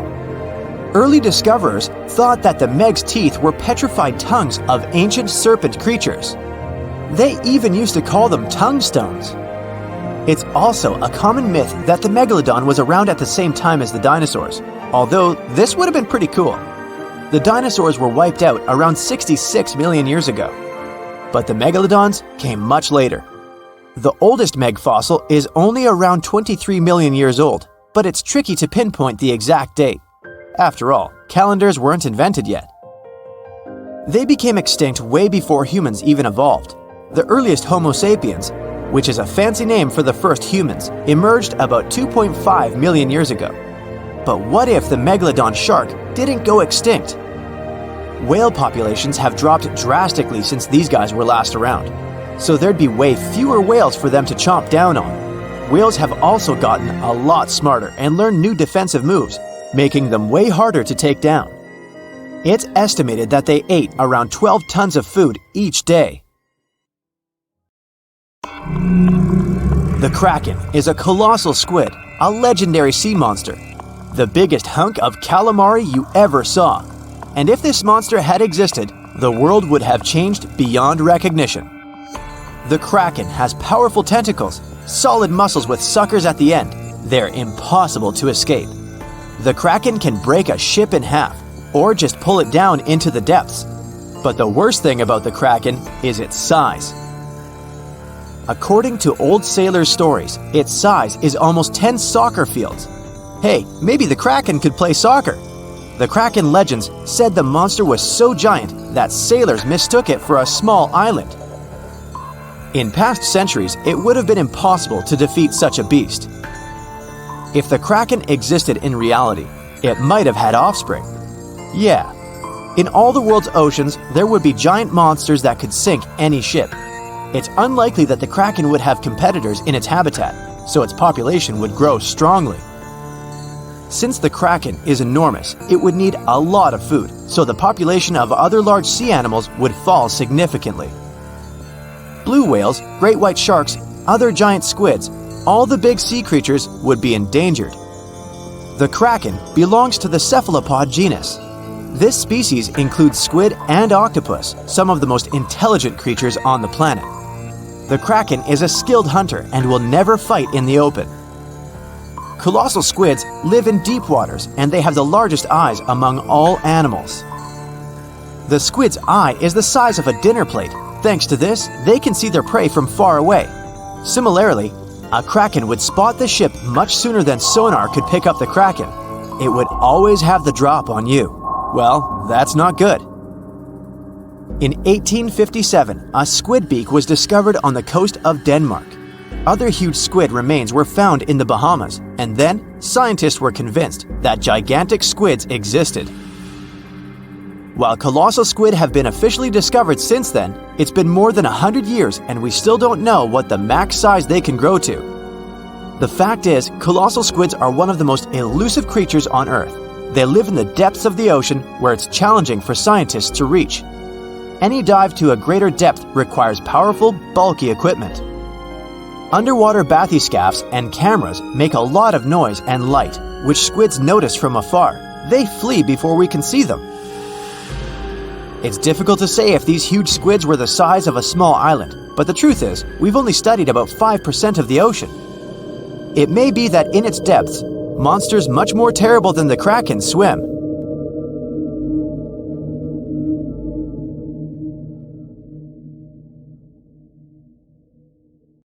The water is bubbling under the fishing boat as if something is coming up out of the water. It gets closer and closer. The water seems to boil. Suddenly, you see giant jaws and glistening teeth. Seconds later, a huge shark jumps out of the water and crushes the boat in one bite. It was the Megalodon, the largest fish that ever existed on Earth. Now, we pictured the Megalodon as this, an enlarged version of the white shark for a long time. But scientists continue to argue about its appearance. So far, they agree that the image of this giant shark was wrong. Here's the data that scientists are sure of. Size, about 50 feet long. That's as big as a school bus and comparable to the length of a subway car. 8.5 times the height of an average person. Let's compare it to the modern white shark. The Megalodon is 3 times bigger, but that's just a rough estimate. We don't have a fully preserved skeleton of the Megalodon. That's because it didn't have any bones, but cartilage. Not much of that left in the 3.6 million years since the Megalodons went extinct. All that survived were teeth and a few vertebrae. By comparison, dinosaurs went extinct about 66 million years ago. But their solid bones are perfectly preserved, and we have many different examples of their skeletons. Scientists have calculated the size of a Megalodon based on its teeth and jaw. Now, this is one tooth. It's about 7 inches long. bigger than the palm of your hand, and 3 times the size of a modern white shark's teeth. The Megalodon jaw was 6 feet wide and chalked up 5 rows of teeth, a total of 276 razor-sharp chompers. The other preserved remains are the vertebral column. It consists of 150 vertebrae, each 6 inches wide. They contain much calcium because, well, Megalodon love fresh cold milk. Nah, it's because the vertebrae had to withstand the enormous mass of a giant shark. Based on those fossils, scientists created a model and calculated only the approximate size of the Megalodon. But it could hardly have been any bigger. It's all about breathing. The bigger the fish, the more oxygen it needs, which means a larger gill area. That's the organ that filters the water and collects oxygen. If the Megalodon were any larger, it would have trouble breathing. So, scientists believe that 50 feet is the maximum size of an individual. On average, they were a few feet smaller. Whew. Now, let's talk weight. On average, one Megalodon weighed about 30 to 35 tons. By comparison, a white shark weighs 1 ton, which is 30 times less. Hey, trust me. A school bus is 4 times lighter at 7.5 tons. The weight of a Megalodon can be compared to an empty Boeing 737. But the modern blue whale beats the Megalodon in size and weight. 98 feet long versus 50, almost twice as long. Blue whale's weight is about 180 tons. That's like 6 Megalodons or 6 passenger planes, or like 33 adult elephants. Hey, don't you love the comparisons? Now, about the appearance of the Megalodon. Scientists believe it didn't look like a white shark. The Megalodon belongs to a different fish family and most likely looked like a giant sand tiger shark. Flattened snout, small eyes. Its dorsal fin is moved backwards. The sand shark has 2 dorsal fins about the same size. The coloration is light brown with a white belly. It may have had brown-red spots like a sand shark all over its body. We used to think of the Megalodon as something scary from the first finds of its fossils. That was back in the Renaissance era. People found some teeth in the rocks. At first, these teeth were thought to be the tongues of dragons or snakes. And here's the first drawing of what the owner of these teeth supposedly looked like. A massive snout with a scary nose and a bunch of razor-sharp teeth. We also have the evidence that Megalodons were brutal hunters, kings of the food chain. The first combat tool in their arsenal was the battering ram. The Megalodon was a slow swimmer, though. It could only accelerate up to 11 miles per hour. In comparison, the modern white shark can reach 35 miles per hour in a dash for its meal. The fastest human swimmer could only go 6 miles per hour. Well, good luck with that. But the Megalodon had incredible mass. Though slow, its battering ram had tremendous power. The Megalodon would take its prey by surprise. It had only one chance to hit it. If it missed, it would take too long for a second round. The maneuverability of the Megalodon was comparable to a large truck. But if the ram was successful, the prey was stunned and couldn't move. At this point, the Megalodon aimed at vulnerable spots, like the fins and tail of the prey. Scientists have found many ancient whale remains with Megalodon tooth marks. It turned out that the giant shark knew where its prey's vital organs were located and could strike at them. When the prey was immobilized, the Megalodon bared its teeth. An adult person could easily fit into its open jaw at full height. And according to various estimates, the bite force of the Megalodon was almost 11 tons. Now imagine the weight of 3 SUVs concentrated at the tip of a sharp tooth. That's 9 times the power of the largest white shark bite, and 6 times the power of the modern record holder for biting, the saltwater crocodile. Here, look at a map of where the remains of the Megalodon were found. South and North America, Europe, Asia, Australia. It was the master of all seas and was comfortable anywhere on our planet. We've even found some remains of the giant shark in freshwater sediments. Perhaps it wasn't afraid to enter rivers to hunt. Now, other scientists say that maybe the Megalodon wasn't even a predator, all because of its size. It couldn't swim fast. It couldn't even make short dashes like the white shark. If prey tried to escape, the Megalodon didn't rush into pursuit because it could never catch up with it.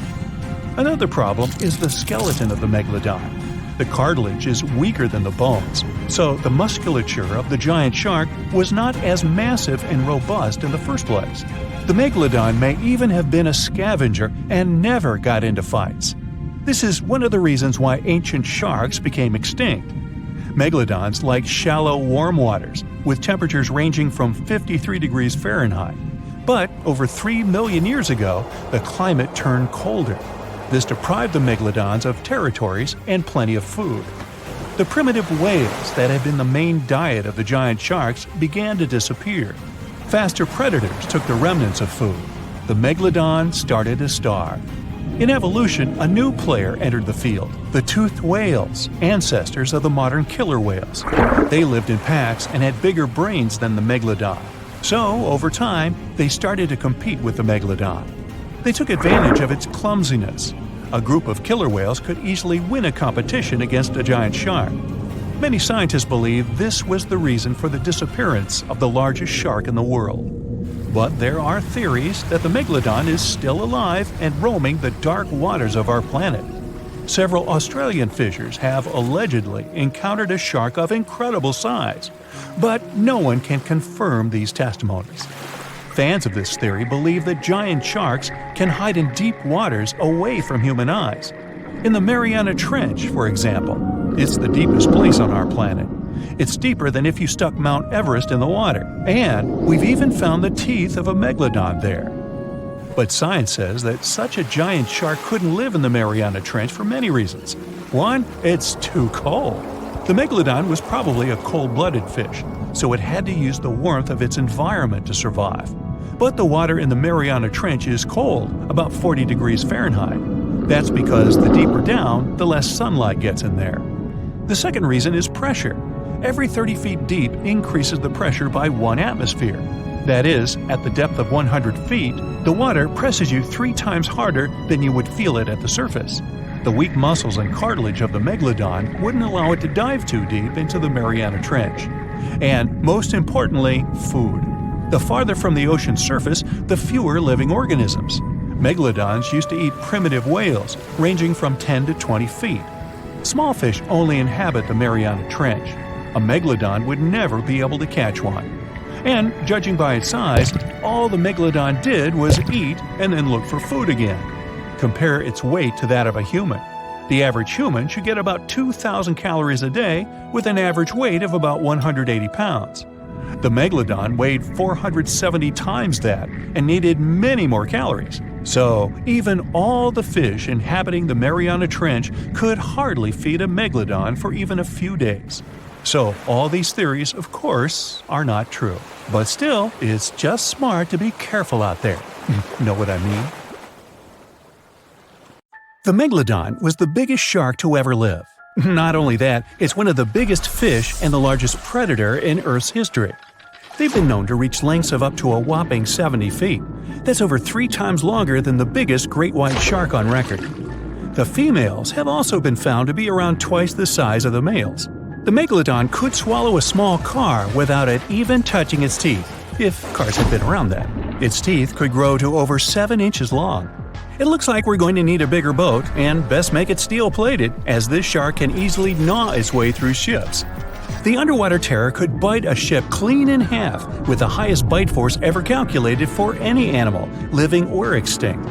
The force of its ferocious bite was up to 40,000 pounds. That's around 108,000 times the strength of a human's and 10 times the force of a modern crocodile's bite. Its chomp is so strong that it makes the T-Rex's bite look about as powerful as my granny's after she's taken her dentures out. In fact, the Meg was so big and powerful that it had no natural predators. It was the uncrowned king of the seas, swimming freely from ocean to ocean. This cosmopolitan creature was found all over the world, from America to Europe and Australia to Japan, assuming there were countries back then. Meg fossils have been found on every continent except Antarctica. Everybody skips Antarctica. Science tells us that the megalodon went extinct over 3.6 million years ago. But could they still be alive at the deepest depths of the ocean? Only around 80% of the ocean has been explored, and its deepest point, the Mariana Trench, is over 7 miles down. So who knows what's lurking at the bottom? If you did manage to make it down, it is unlikely that you'll run into a Meg, though. The sharks, like us, preferred warmer coastal waters. Deep ocean living would be too cold for the beasts, and food would be scarce. Their entire bodies would also have to evolve to avoid being squished by the enormous water pressure down there. It's unlikely they're still around, but not impossible. Some good news, if you do run into one, is that the shark is pretty unlikely to eat you. You are way too small a meal for the Megalodon, even if you have a couple of friends with you. This guy eats whales that are over 50 feet long. If you're having a beach party, though, it's a different story. In a beach full of swimmers, the shark very well might creep up, scooping several humans into its giant mouth without even chewing. But wait, let's rewind. How does the shark take down a 50-foot whale? It first bites off its fins, making the whale unable to swim away. It then casually munches it down piece by piece. Because of their size, sharks had to consume over a ton of food every single day just to sustain themselves, like me. All that food made the Megalodon extremely heavy. They range from anywhere between 50 to over 100 tons. For context, that's around the same as 7 to 16 adult male African elephants. To fit all this food in, their jaws had to open pretty wide. A Megalodon's jaw could span 9 by 11 feet wide. That's easily big enough to swallow 2 adult humans side by side. The fearsome name Megalodon comes from 2 Greek words, mega meaning big and odont meaning tooth. So combined, they mean what? Big tooth. And it certainly lives up to its name. Just one of its chompers is the same size as a human head.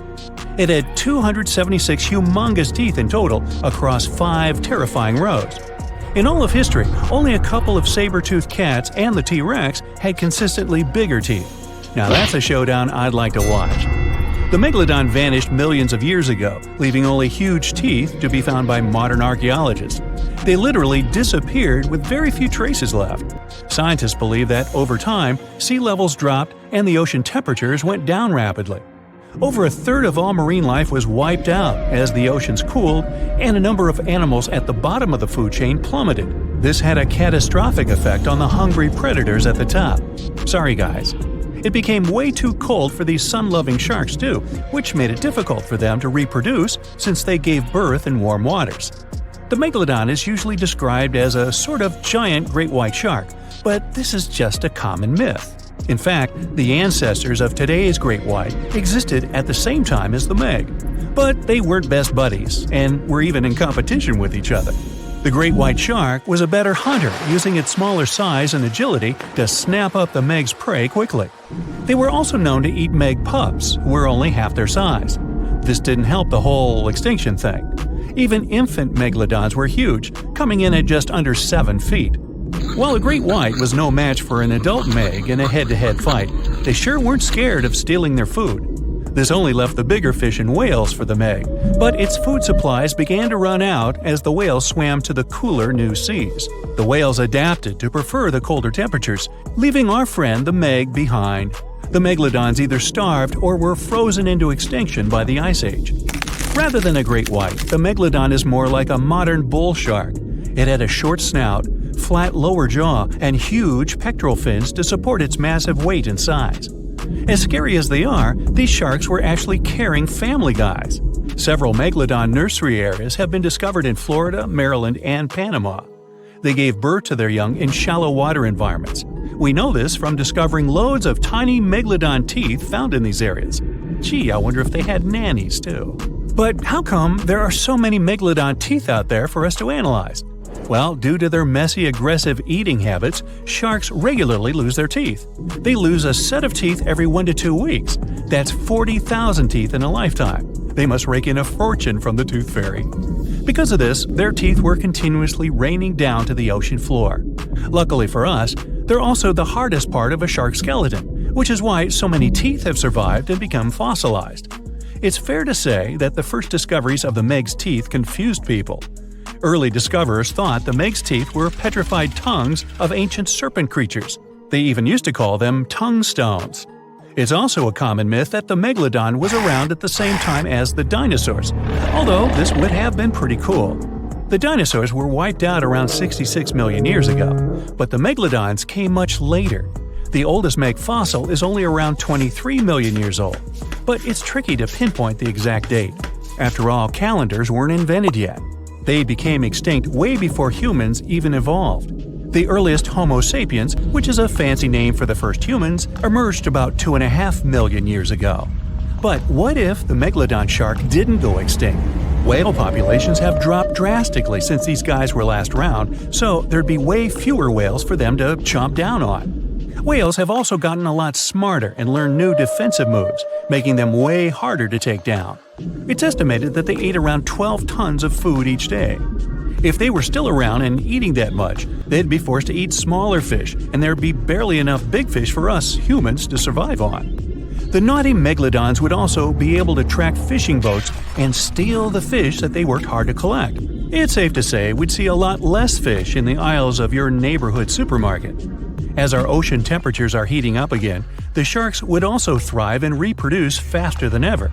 There'd be more and more of these giant eating machines in the water, reducing our fish supply even more. It would also cause massive problems for cargo ships and cruising vessels. Imagine coming into contact with one of these bad boys while you're sunbathing on the deck. Even beachgoers would be hard hit. Megalodons give birth in shallow waters, so many of our favorite beaches would quickly become dangerous shark nursing grounds. Hey, where did that beach volleyball game go? They were playing just a moment ago. The Megalodon shark roamed the oceans, scaring and chewing everything to pieces long after the dinosaurs were wiped out by the great meteorite. We know that it was the largest and most dangerous hunter that ever lived, as well as the biggest shark. It was the king of all seas, swimming freely between most parts of the ocean. But then, about 2.5 million years ago, the last of its kind disappeared from Earth forever, leaving only huge teeth to be found by modern archaeologists. And it could be because of the great white sharks. The Megalodon is usually described as a sort of gigantic version of this marine animal. This is a common misconception people make because these creatures were thought to be related. In fact, the Meg looked more like a modern bull shark.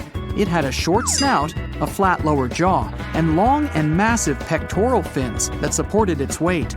And what's more important, the ancestors of today's great whites existed at the same time as the Megalodon. But with great size comes great clumsiness. Although the Meg was huge and powerful, it was also not as nimble as the smaller and quicker great white sharks. Researchers believe that great whites actually rivaled with the Megalodon for food and were often more successful hunters thanks to their agility. They couldn't fight the Meg openly, but were fast enough to steal its food. So, the only food left for the Megalodon were whales and equally big marine animals. Adult Megs could easily catch such beasts, but their offspring were much smaller and more vulnerable than their parents. Scientists believe other sharks could have used this to their advantage.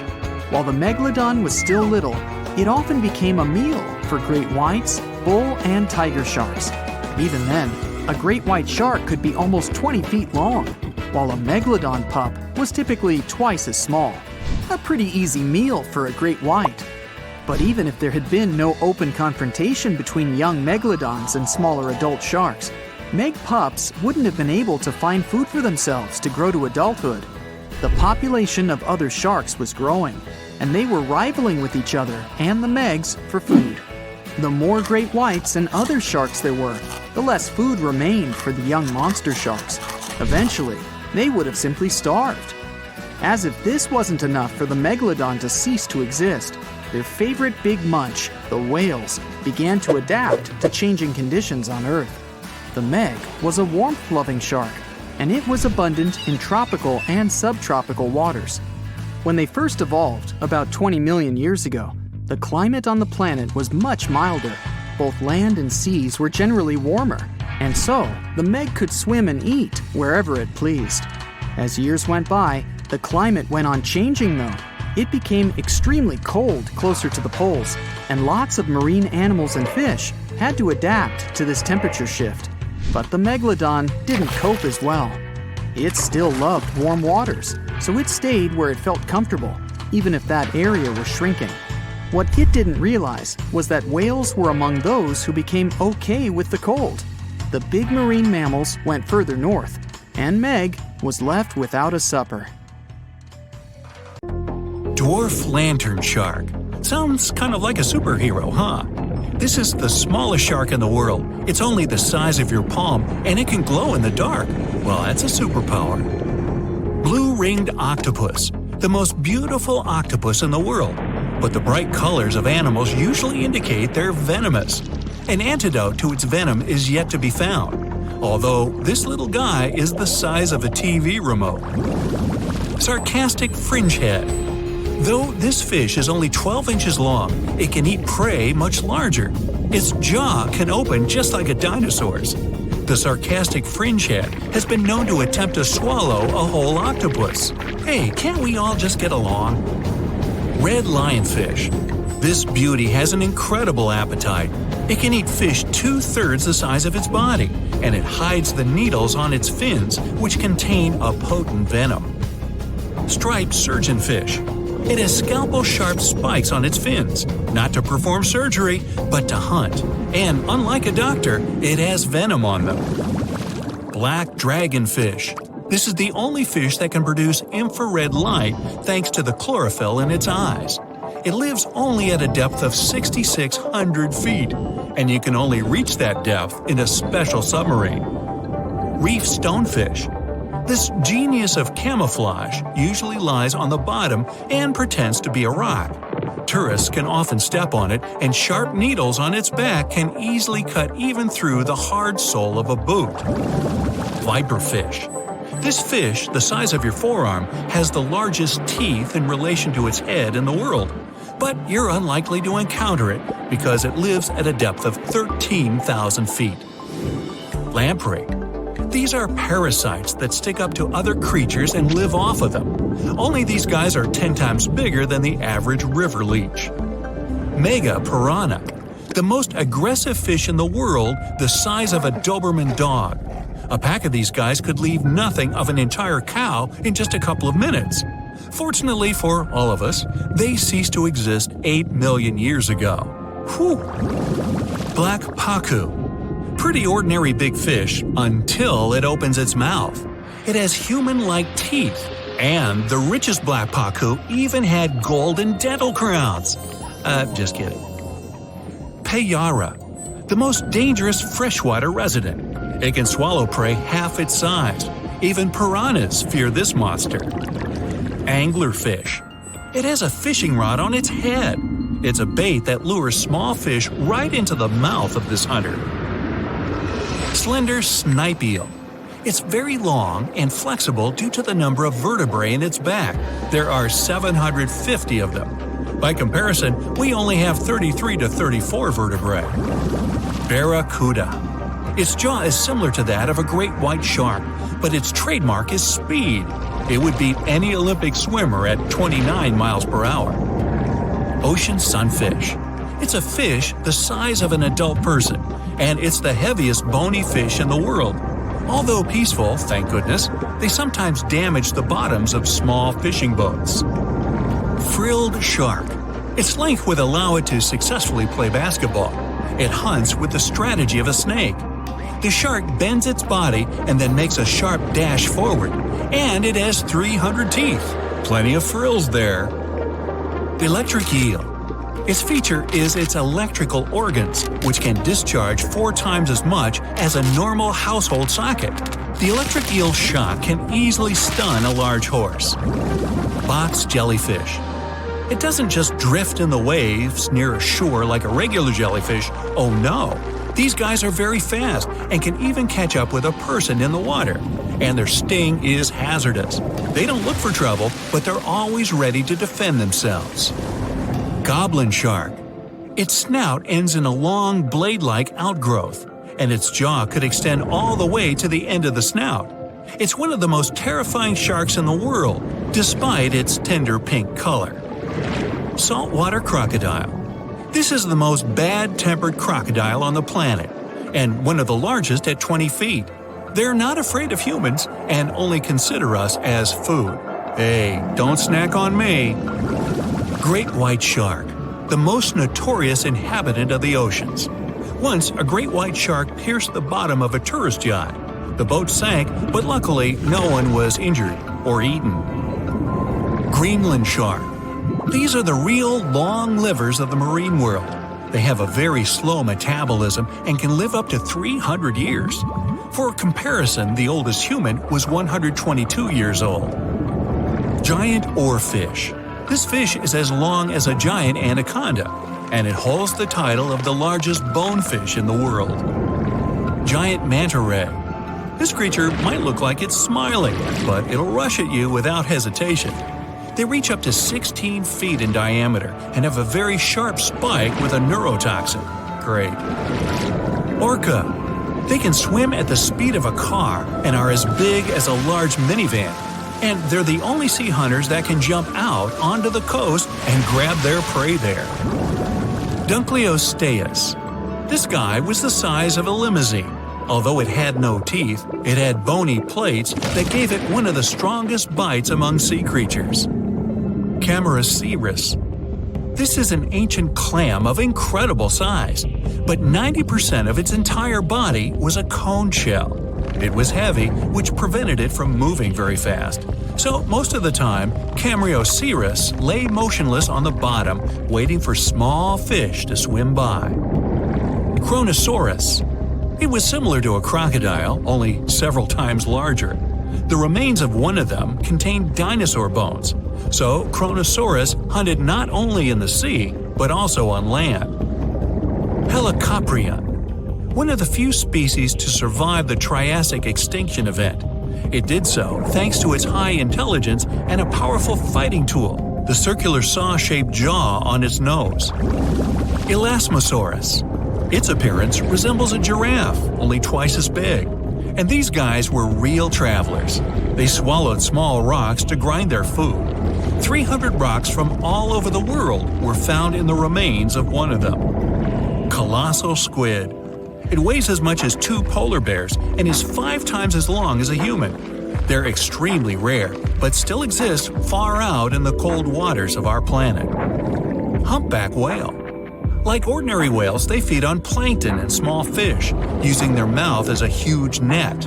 They use their giant tail to stun large schools of fish. Mosasaurus.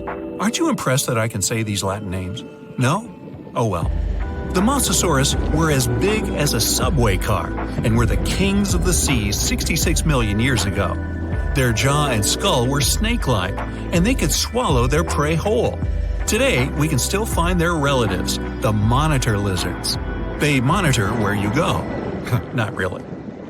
Melville's Leviathan. Now this guy had the biggest teeth ever known. They were basically as big as half your hand, and their appearance resembled something between an orca and a sperm whale. Leadsichthys. They were bigger than a school bus, but they weren't hunters. Their large size prevented them from being fast, so they fed mostly on plankton. Megalodon. Ooh, the most famous ancient sea creature. They were heavier than a tank or even a small house. Some people think they're still living in the deep waters of the ocean, but this, of course, is not true. Basilosaurus. Giant ancestors of modern whales. They had large lower limbs. Perhaps it's because they used to be land creatures, but in the course of evolution, they gradually moved into the water. Cachalot. Sounds like it should have been on a baseball team. They were almost as long as a basketball court. Their brains weighed 15 pounds. That's 7 times the weight of a human brain. Sei whale. Okay, whale. Actually, it's its name, not a command. One of the best swimmers of all whales. Sei whale could go up to 31 miles per hour and dive deeper than the height of the Empire State Building. Shastasaurus. Though only bones remain of this monster, calculations say it was as long as a tennis court or as a truck and trailer. Blue whale. The largest mammal to ever live on our planet. Its heart alone weighs as much as a big motorcycle, and its veins are as wide as a big pot. And these guys can sing songs. Lion's mane jellyfish. The world's largest jellyfish.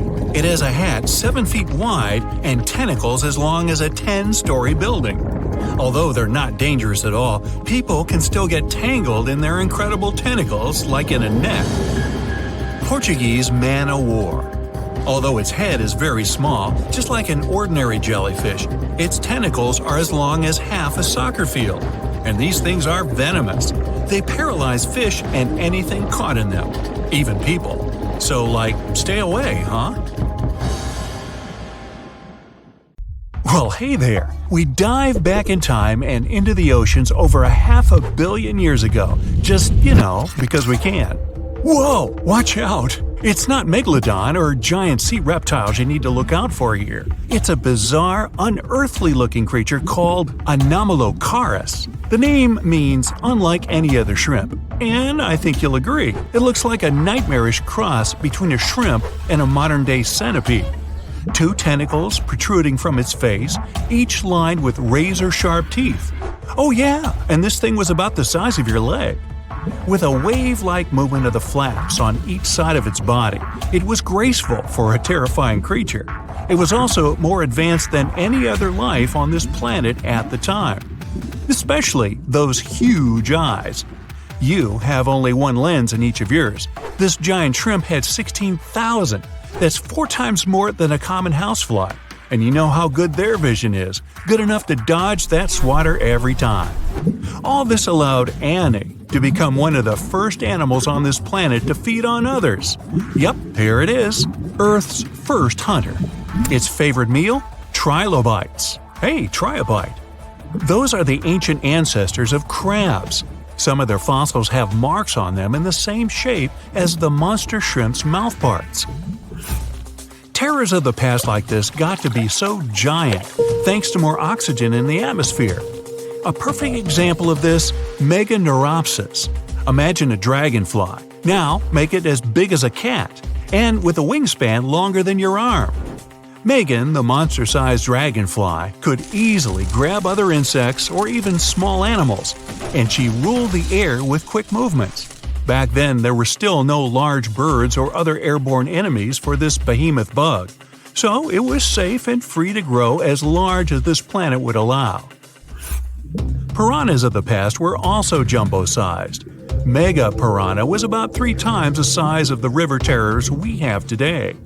Its bite force was about the same as a tiger's, and those striped kitties bite down 2 times harder than lions. That means it probably not only dined on other fish and any land creatures that, got too close to the water, but it could also easily crunch down on large turtles and other unlucky shelled creatures. And fun fact, modern-day piranhas bark like dogs when they're about to enter a confrontation. It actually sounds more like a frog's ribbit. But makes you wonder, what did this mega-sized ancient cousin sound like? A bear roaring? How about giant sea scorpions the size of your bed? Go back about 460 million years, and you'd see them swimming under you. And watch out for that tail. Scientists still don't know if these creatures could use it to inject venom like your standard land scorpion, but something tells me I wouldn't want that thing anywhere near me. Then there's this guy, Therizinosaurus. Terry looks sort of like a goose with long arms. Oh, and did I mention this goose dino is about 2 stories tall and longer than a bus? Yow! Its arms make the T-Rexes look even more bite-sized, each 8 feet long, almost triple the length of T-Rexes. And on the end, razor-sharp claws the size of your whole arm. Now, don't worry about those lengthy claws too much, though. Terry probably used them to cut through giant termite nests. So, this huge reptilian goose was more interested in eating bugs and plants. Another mega monster for you, Megatherium. The giant ground sloth could look a giraffe straight in the eye and weighed as much as a hippo. It moved mainly on its hind legs and used its massive tail as support. He had huge paws with colossal knife-sized claws. The sloth could use them to defend itself from enemies and to bend tree branches in search of food. But the biggest danger to the giant ground sloth wasn't dinosaurs or saber-toothed tigers. It was our own species. Yep, humans showed up just in time to meet this fellow and to, eat him up. Titanoboa was a terrifying 50-foot snake. as long as the great Megalodon itself. It was also more than 2 times heavier than the heavyweight champion among snakes today, the green anaconda. Crocodiles were a regular on this serpent's menu. Titanoboa could swim 3 times faster than the fastest Olympic swimmer our species has ever seen. It was quicker and more dangerous in the water than outside it. And don't forget the boa part of the snake. This massive snake wasn't venomous. Instead, it liked to squeeze. Remember that giant shrimp from earlier? Well, Opabenia looks like its teeny-tiny finger-sized cousin. And instead of 2 toothy tentacles, this thing had a vacuum hose coming out of its face.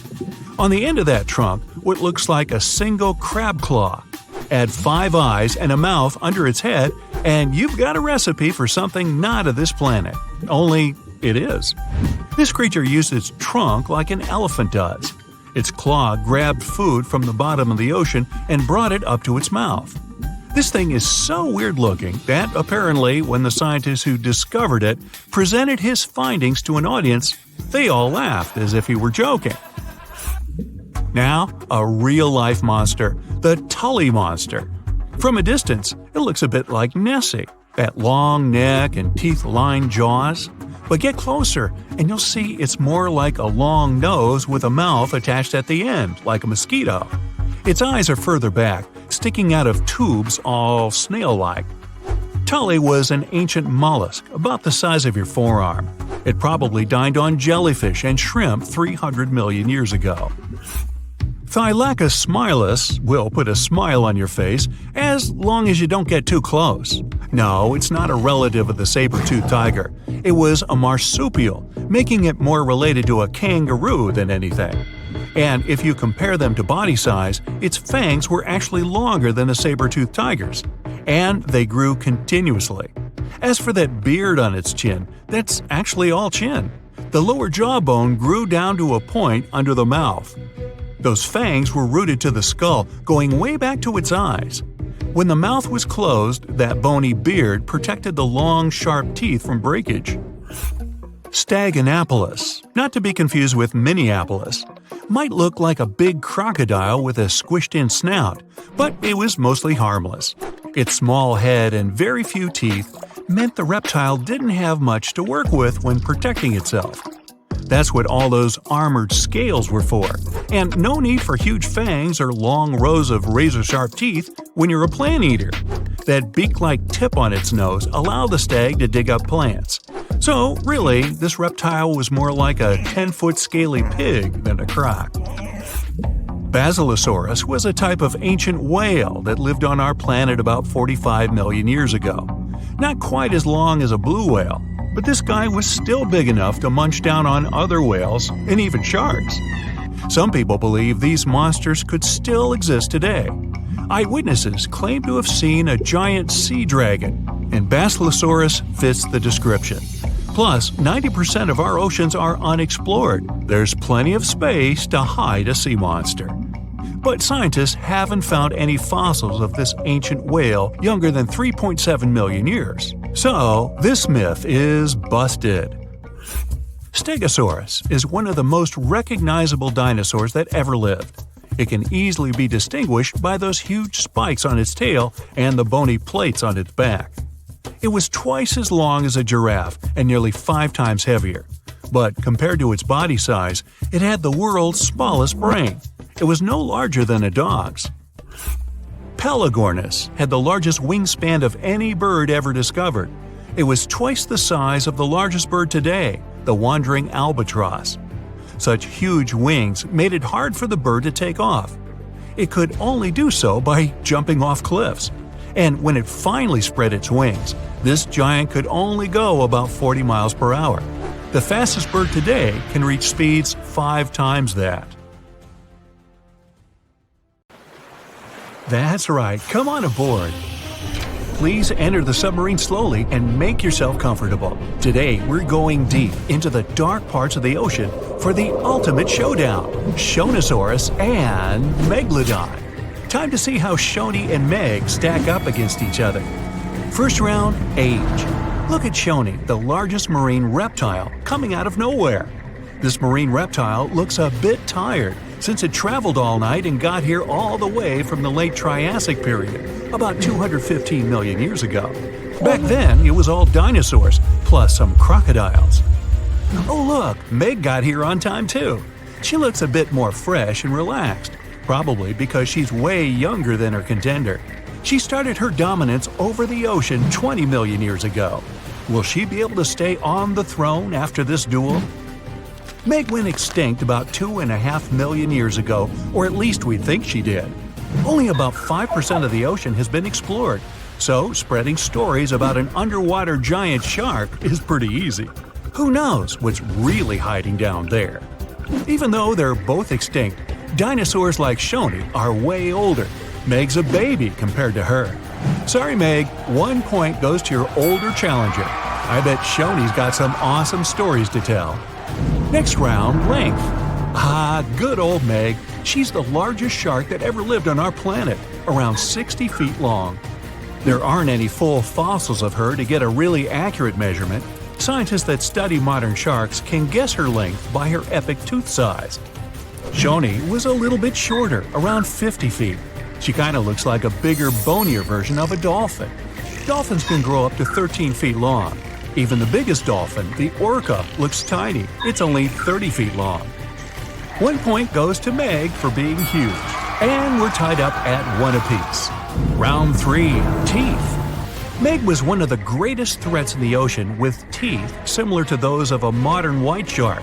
Scary, symmetrical, triangular, insanely sharp, and up to 7 inches long. Meg had around 276 teeth in 5 rows. That sounds super scary, but some modern sharks have over 300 teeth. But they're not all ready for action. Some are fully grown, some are still growing up. Sharks' teeth are not that strong, so they fall out a lot, which is not that big a deal like it is for humans. They produce new teeth all the time, so they can replace the ones that get worn down. Get this, Meg probably worked her way through about 40,000 teeth over her lifetime. Shoni, unfortunately, won't be able to defend herself with teeth in this duel, because she doesn't have any. Researchers believe that younger Shonis had teeth because they needed some help getting food and fending off rivals. When they got bigger and older, they didn't need them anymore. Sorry, Shoni, this round isn't even close. Meg takes the lead 2-1.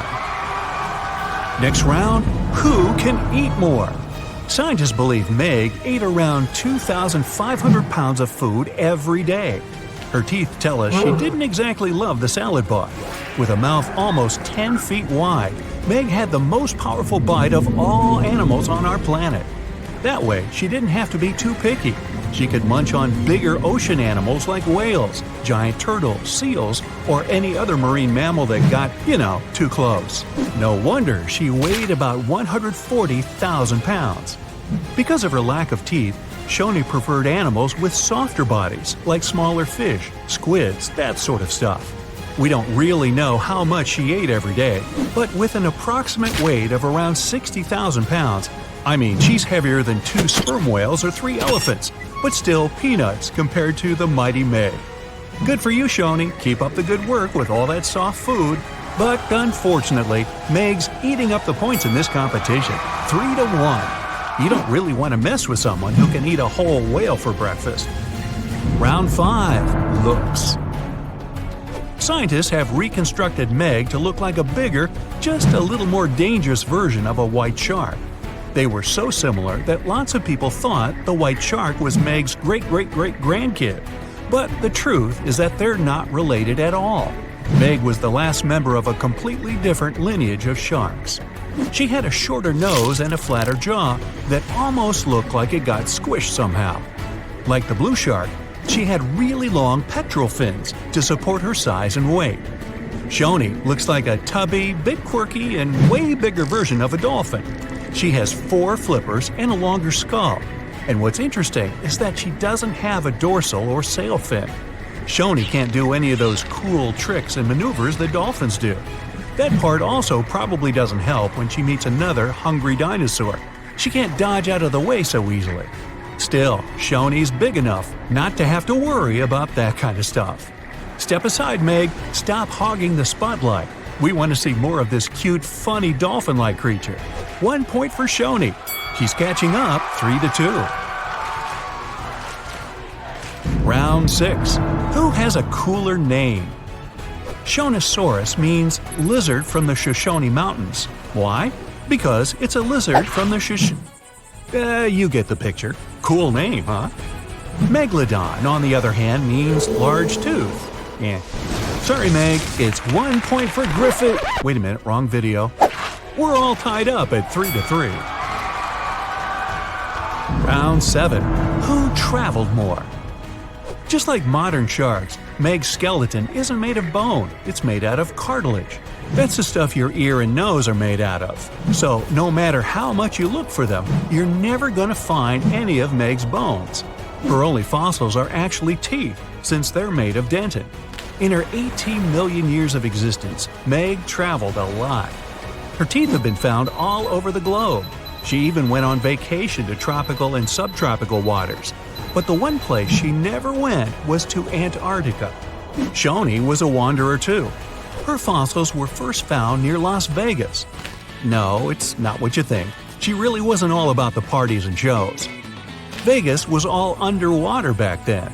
She too took long trips along the coast, visited different countries, enjoyed fancy seafood buffets all over the world. Pretty good life overall. Let's give Meg this one for making it to almost every continent. She leads 4-3. Round 8. Who was more popular? Seeing Shoni swim by could easily scare away other sea creatures. She's pretty big after all. But pretty soon, they'd see that this reptile wasn't that dangerous. Okay, squid, small fish, they weren't big fans. But medium-sized water creatures soon figured out they were too big for her, so they could be friends. Except for, the Kraken, a colossal squid and legendary sea monster with extremely powerful tentacles. The story goes that the Kraken had something to do with the disappearance of some members of Shoni's family. So let's just say they're not exactly BFFs. Meg, introvert, loner. She comes to the party and stays in the corner, not talking to anyone. And there weren't exactly a lot of animals lining up to ask her to dance.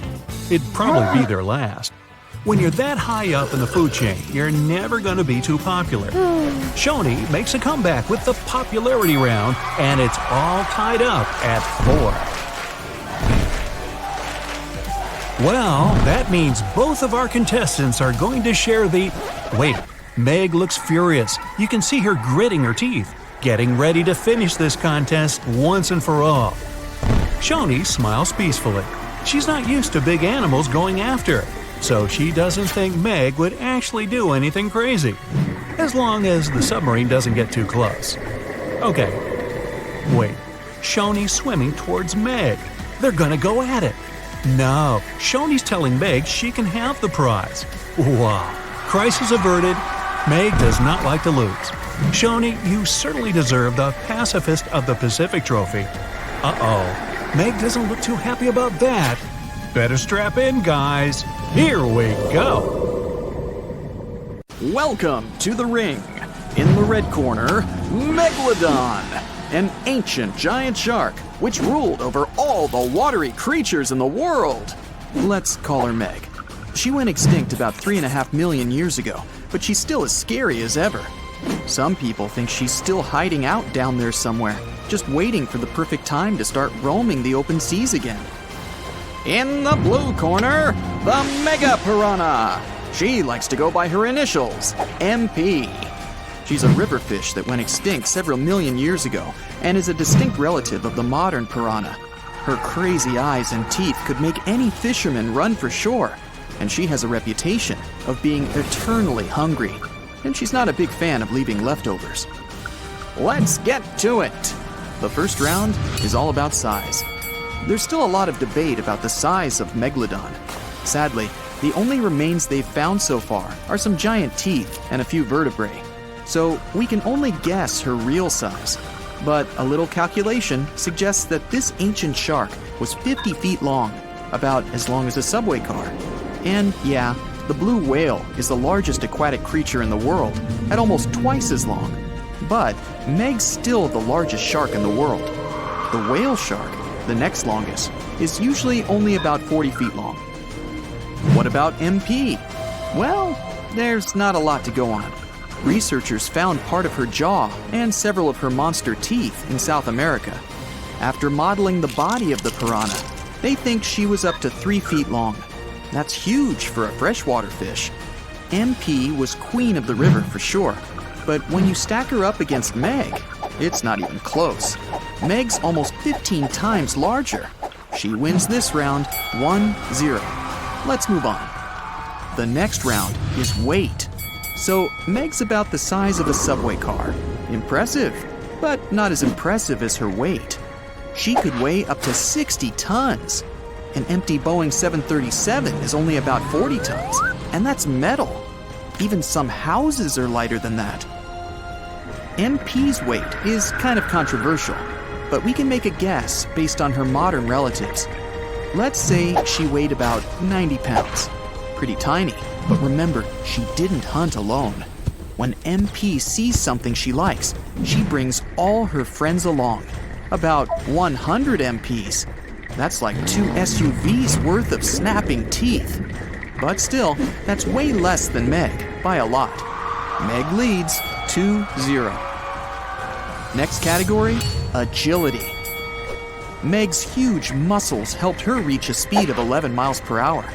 This allowed her to feel comfortable in the water and chase down anything interesting. But in the water world, she's not exactly setting any records. Sailfish have a special shape designed for one thing, speed. An incredible 68 miles per hour, 6 times faster than poor Meg. She's like a mountain of muscles, strong, but not exactly fast. Plus, she's so long, it's hard for her to turn around super fast or stop on a dime. Researchers think that MP's speed was pretty much the same as her modern relatives, 15 to 25 miles per hour. And she's got moves. Her whole lifestyle's based on sudden and fast movements. And when she's with all her friends, they move as one, changing direction in a split second. MP's on the board, 2-1 in favor of Meg. Okay, next round, teeth.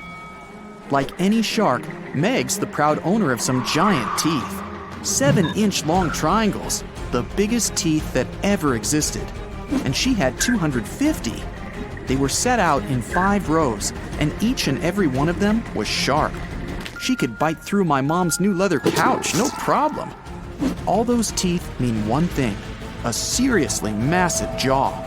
You could lie down in there if you want. You could even park your car in there, as long as you never wanted to see it again. Meg's bite was so strong, she could easily bite through metal. But MP's teeth are just as strong as Meg's. Of course, they're a bit smaller, but they're razor sharp. MP's teeth aren't set out all in a row. They're in a zigzag pattern. When she closes her mouth, those teeth slot together to create a wall of sharp razors. MP and her descendants have the strongest bite of all vertebrates relative to their weight. She could grab onto something weighing half a ton. Let's call that one a tie. Meg leads 3-2. Bonus round. Interesting fact time. Meg is a total movie star and is in a bunch of scary stories. Every time a fisherman sees a giant shadow under the water, they lose it. Meg could destroy their boat with one bite. But even though we know how big she was, we still don't really know what she looked like. Perfect for a mysterious sea monster. Most sharks live in saltwater, but there are some freshwater sharks out there. They live in huge rivers like the Amazon, or in smaller lakes and rivers all over Asia. Meg's skin feels like sandpaper, just like most sharks. All those little bumps on her skin point towards her tail, helping her glide through the water. She's got 2 ways of seeing. She can see shapes and colors just like us, but her night vision is a whole lot better. Then, she has special electroreceptors. She can see changes in temperature and even the electromagnetic field of another animal. MP's pretty scary too. She could eat a whole meal in minutes. South American fishermen are scared of regular piranhas. Just imagine if they came face to face with MP. She would have made a great horror movie superstar. When piranhas are taken out of the water, they make really weird sounds, like a dog barking. And when piranhas get close to each other, they sound like ravens. Who's ever heard a raven? Let's give that one to MP, because, well, a barking fish is just awesome. 3-3. Okay, last round. Let's call it eating skills. MP's up first. The basic tactic of all piranhas, including MP, is to surround and trap. They use their incredible speed and agility to surprise even the most agile fish. Anyway, they search for food in packs, so if you dodge one, there are still 99 others just waiting. MP doesn't only like small fish. She and her buddies could finish a whole seafood buffet. Meg may be the greatest of all time, but not because of her muscles or huge teeth. She uses her brain to find food. She doesn't just run into any random restaurant. She plans out her route. She knows where she's going to park. She knows where she's going to sit. And she knows just how to get a meal exactly how she likes it. Meg likes to give her food a whack right on any weak spot she can find. Tail, head, or tummy. Every meal needs a different strategy. Sometimes, Meg even likes to tackle her lunch by ramming into it. 1 point to Meg for using her head. She leads 4-3. There's the gong. Final showdown time. Last chance for MP. Sharks don't normally live in freshwater like piranhas, but Meg's so powerful, she can take anything. MP and her buddies are lurking at the bottom, waiting for something delicious to swim by. But Meg has excellent eyesight and sees them hiding down there. She dives down, but MP's too fast, too skillful. Her whole group dodges out of the way of Meg's huge jaw. Meg turns around to try again, but it's a trap. MP leads the others in a straight-on charge. They surround Meg. She's got nowhere to go. But Meg's skin is too thick for MP's teeth. MP changes her tactics. She tells her friends to go for Meg's tail and fins. There's some thinner skin there. Meg's in trouble. Time to get back to the safety of salt water. MP chases her, no problem, but Meg's just too big for her. She makes it back to sea, where MP and her team can't follow. MP takes the final round. It's a tie, 4-4. Now, at some earlier stages of research, scientists reconstructed the Megalodon looking like a bigger, just a little more dangerous version of a great white shark. Movies then followed suit, added a couple of details on their own, and ta-da! We've got a marine giant that could grow up to 90 feet long. Well, hold on. Megalodons were usually between 50 and 55 feet, sometimes growing up to 60 feet. For comparison, a bowling lane is 60 feet long, a school bus is around 45 feet, and an average person is 5 feet 10 inches tall. So yeah, not bad Megalodon, but still not 90 feet. Its weight was around 50 to 60 tons, which is something like 10 adult elephants or even a Boeing 737. That's just their females, though. The ladies were almost twice as big as the males.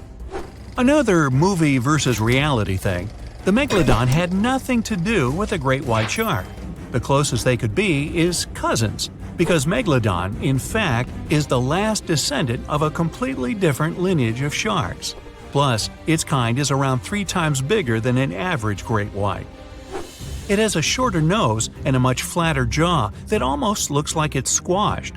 Also, Meg's pectoral fins are longer than those of the great white sharks. Ancient predators ate a lot, so they needed something to support their weight. They both had an excellent sense of smell, though, so even in prehistoric times, it wasn't a good idea to go swimming with a chunk of raw meat in hand. And it certainly isn't safe now. Whether the Meg's hiding somewhere in the depths, which some still believe is true, or it's gone forever, younger cousins will be there waiting. Also, both of them like to go after big marine mammals, so they would certainly have things to do together. That is, until the Meg got moody and accidentally ate its friend. You never know. These guys had a different hunting style. Great whites prefer to dive straight toward their prey and find the softest spots, like exposed legs or underbelly.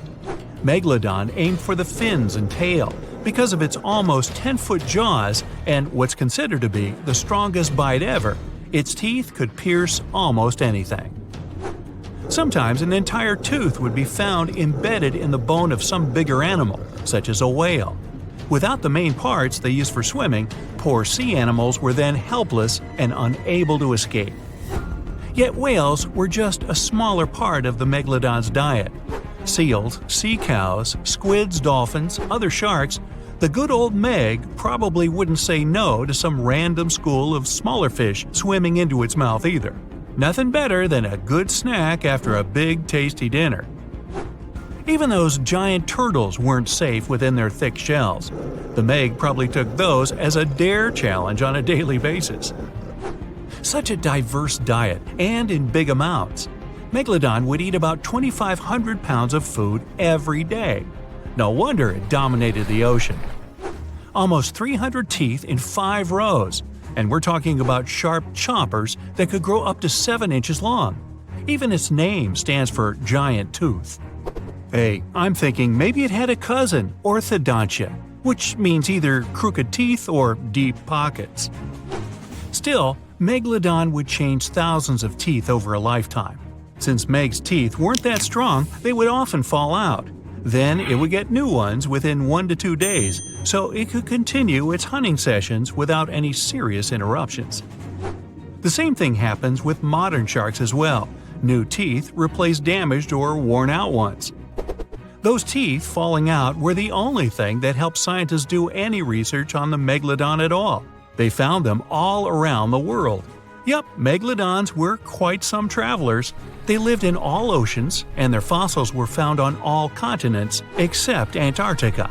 What, too cold? Since their skeletons were not made of bone but of cartilage, teeth are the only evidence they've ever even existed. They gave scientists an insight into a lot of things, including size. Even with modern sharks, scientists determine their size by the dimensions of only one tooth, and do the same with the Meg. Megalodon had the strongest bite of all living creatures on Earth. It would definitely be fun to see the clash between the Meg and, say, T-Rex. Sadly, they missed their chance to meet and establish some long-term friendship since dinosaurs went extinct over 60 million years ago. Meg, on the other hand, terrified all the inhabitants of the seas and oceans from 23 to 2.5 million years ago. Where could Megalodon live these days?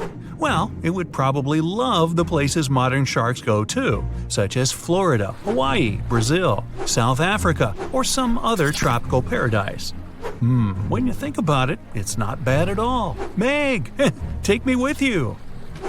Meg itself didn't have any serious competition or a natural enemy, but its infants were too weak to defend themselves. That's why the apex predator had to choose warm, shallow waters with no strong currents to raise its babies. Those, by the way, were around 6.5 feet long, not quite tiny themselves. Scientists actually found some of their juveniles' teeth, so it seems like part of their nursery areas was the coast of Panama, and that's 10 million years old. Okay, time to meet with one of Megalodon's potential rivals, the mighty sperm whale. 45 to 60 feet long, the size sure makes it quite an adversary. Modern sperm whales don't have such big teeth, but their ancestors, which lived around 13 million years ago, were well packed. The largest tooth found was 5 inches wide and 14 inches long. That's something like the biggest soda bottle out there. That would make an interesting combat. Here, we're talking about this giant marine predator, but this is not the only intriguing ancient animal that wandered the oceans. In fact, sharks are some of the oldest creatures on our planet, more ancient than insects, mammals, dinosaurs, even trees. Mass extinction events wiped out most life on Earth. Giant asteroids fell on its surface, continents split up, and so many other things happened.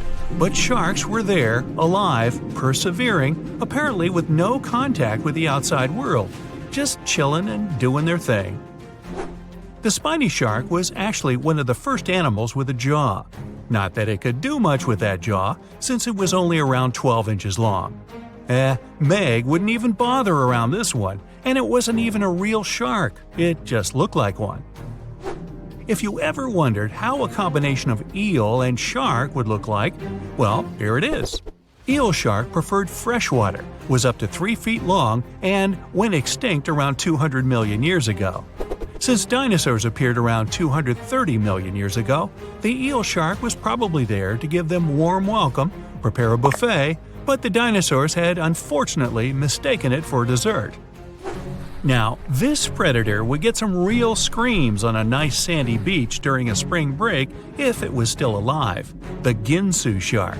It was nicknamed after Ginsu knives for a huge mouth of almost 500 razor-sharp teeth.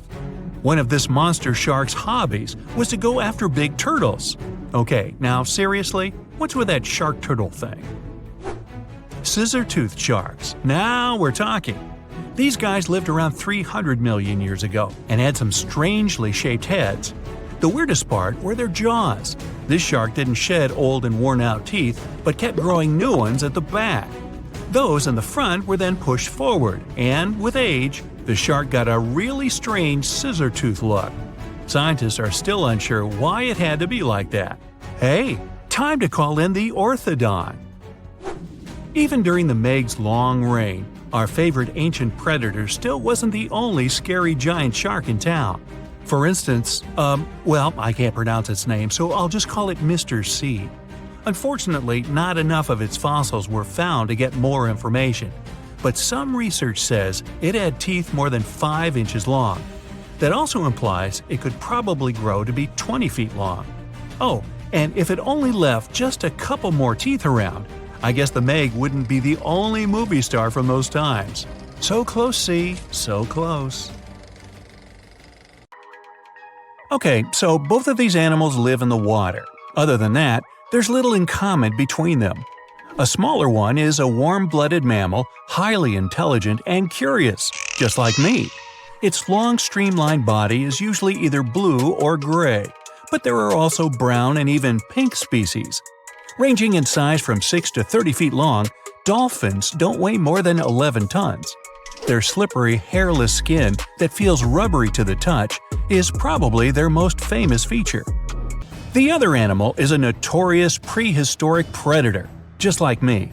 Growing about 60 feet long, it weighed almost 5 times more than the largest dolphin. Its size, huge serrated teeth, and incredible speed, well, that's what made the Meg the most feared creature in the ocean 23 to 3.5 million years ago. So, the question is, who would you rather meet while swimming in the ocean? A dolphin, a megalodon, or me? Oops, not me, never mind. In comparison with the sharp-toothed monster, dolphins look cute and totally harmless.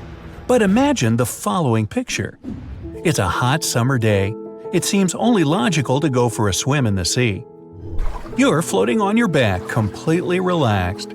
Your eyes are closed, your breath even. Water's pleasantly cool around your body. A light breeze touching your face. You feel calm enough to doze off. Suddenly, something bumps into your leg. Yanked out of your half-slumber, you begin to flail until you're face to face with the invisible danger. Luckily, all you spot is a couple of easily recognizable fins and cute, smiley snouts. Whew, just dolphins. Guess you're lucky to meet them in the wild. These amazing creatures are so close you can touch them. You've heard people say dolphin skin feels rubbery, but to your mind, it's more like the inner part of a hard-boiled egg. One of the animals is so close to you that its salty smell fills your nostrils. You know, though, that dolphins don't have sweat glands. It means they don't sweat and are pretty much odorless. The smell you sense comes from the water they swim in. At first, you feel curious. The dolphins seem eager to interact with you too. They circle around but keep some distance. Soon, you can already count 7 or 10 animals swimming nearby. And then, are they playing with you? First one animal, then another. They come closer and push you with their noses as if you were a ball. It doesn't hurt since they're rather delicate and careful. While passing you from one to another, they make funny sounds. You can't but giggle at the dolphin's antics. Some time has passed, and you don't feel like laughing anymore. The animals are getting too bold. and their pushes grow stronger. All of a sudden, you realize that you're pretty far away from the shore, surrounded by wild, massive animals. Even though they look friendly, their behavior is totally unpredictable, and the worst is yet to come. The largest of the dolphins comes up with an idea of swimming under you, then diving deep down to the bottom. This creates a whirlpool, and it starts to pull you inside with an enormous force. The dolphin reappears, then dives once more. Soon, you don't have enough time to get some air into your lungs. After every 5 seconds at the surface, your body gets dragged underwater again and again. Several more dolphins join the game. You're shocked, disoriented, and worn out. It's impossible to keep up with the animals, and you rapidly lose strength. At one moment, you realize with frightening clarity that you're drowning. The only thing that gives you hope is that from time to time, some of the dolphins push you back up to the surface. They probably guess that if you drown, the game will lose its fun for them. Yeah, it won't be fun for you either. The whole thing can't have lasted longer than 10 or 15 minutes, but for you, it's been an eternity. After the animals get bored, you muster up all your strength and swim toward the beach as fast as you can. The dolphins don't follow you. Exhausted and trembling, you manage to get out of the water and fall down on the sand. The only thought in your mind is, "Now I understand why sharks are afraid of these cute creatures." And indeed, the most feared predator of the sea would do anything not to cross paths with a dolphin. These mammals have flexible skeletal joints and soft skin. It makes it easier for them to maneuver while dealing with their toothy counterparts. Dolphin snouts are made of thick and strong bone. Animals use them to protect themselves from enemies. For example, a dolphin can swim under a shark and burst upward, aiming at its underbelly. Such a jab is so powerful that it causes serious internal injuries. Shark tails have vertical planes. It limits their abilities. They can't move upward or downward fast enough. Dolphins have horizontal planes on their tails. That's why they can change directions almost instantly. Sharks are solitary creatures, and dolphins prefer traveling in groups, also called pods. When one pod member is in danger, its mates immediately come to the rescue. Sharks often try to use their mighty jaws to take down dolphins, but their only chance is to find the animal's blind spot or catch it unawares. If the first shark's attempt is unsuccessful, the dolphin will either escape or regroup and call its friends to help fight the enemy. Dolphins are not only smart and agile, they're also incredibly fast. Their speed usually exceeds that of most shark species. Such an elusive meal isn't worth the effort. Orcas, the largest members of the dolphin family, hunt sharks when they can't find other food sources. An orca uses its super strong tail fins to hit a shark on the back. This makes the massive fish unable to move. Sharks stay away from dolphins, and maybe you should too. For one thing, these animals have sharp teeth and a strong bite. Bottlenose dolphins have up to 100 teeth, more than enough to grip their prey and keep it immobile. Bottlenose dolphins sometimes gather in large groups of up to 1,000 animals. When all of them set off for a hunt at the same time, it looks scary. But more often, they travel in pods of 10 to 15 members. If a dolphin decides you're a menace, it might attack you. Getting shoved with its long, hard nose isn't a pleasant experience. Combine it with the speed at which the animal is barreling towards you, and the outcome of such an encounter looks ghastly. You won't be able to outswim a dolphin even if you're excellent at sports. This animal can glide through the water at more than 20 miles per hour, all thanks to its powerful tail and streamlined shape. For comparison, an Olympic swimmer's top speed is around 5 miles per hour. Thanks to their impressive speed, dolphins can launch themselves out of the water. And I'm not talking about leaping beautifully over the waves. These animals have enough power to lunge 16 feet up into the air.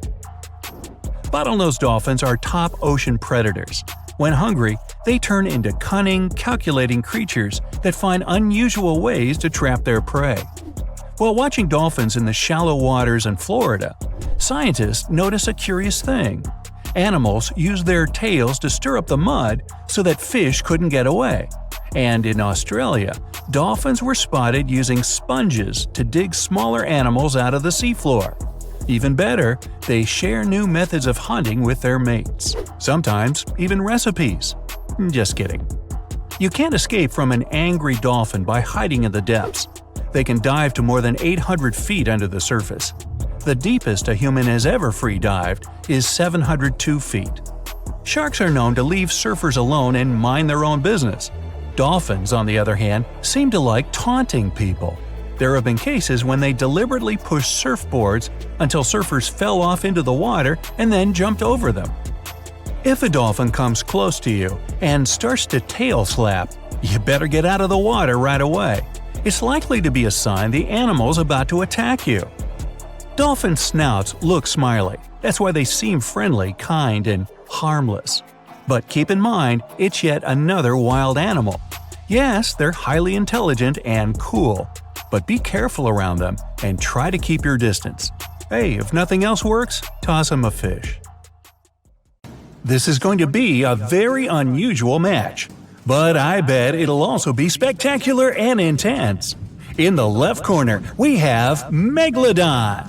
This species went extinct about 3 million years ago, but there are good reasons why it's now a legendary animal. It's the biggest shark that ever existed, and it was a super powerful predator in its time. And a round of applause for our contender in the right corner, Titanoboa. This one's way bigger than any other snake. It lives in the swamps of Colombia, and it's the real boss of the area. Titanoboa can eat absolutely any animal it decides to hunt, and it faces no competition. It can swallow a giant turtle or even a crocodile. It looks like a modern boa, but behaves like an anaconda. And that's a very scary mix. But can it stop a giant shark? Let's start by looking at their sizes. We still don't know about Megalodon's exact size, because the only remains of them that have survived are just fossilized backbones and teeth. But scientists generally think this monster was about 50 feet long. So it wasn't just the biggest shark that ever existed, but also one of the biggest fish of its time. Its closest rival is the modern whale shark, but they're only about 40 feet. The giant Titanoboa got so big thanks to a lucky coincidence. Snakes are cold-blooded animals, so they need a warm climate to live and grow in. Northeastern Colombia is perfect. It was about 90 degrees when Titanoboa was alive. This helped it grow to an incredible 42 feet in length. Titanoboa could easily swallow the longest snake registered in the Guinness Book of Records, which is only about 25 feet long. And that's a big gulp. So we have 50 feet versus 42. The first point goes to Megalodon. What about weight? Titanoboa is about 2,500 pounds. That's heavier than a small car, including the passengers. But it might be even heavier if you run into Titanoboa after it's had lunch. In that case, you can add a few hundred pounds more from the turtle or the alligator that it just swallowed. If you put Titanoboa on some very large scales, you'd need 5 giant anacondas on the other side to balance them out. But Megalodon is an incredible 50 times heavier than Titanoboa. The average adult female weighs between 27 and 59 tons. That's as much as an empty Boeing 737 airplane. And that's without carry-on luggage either.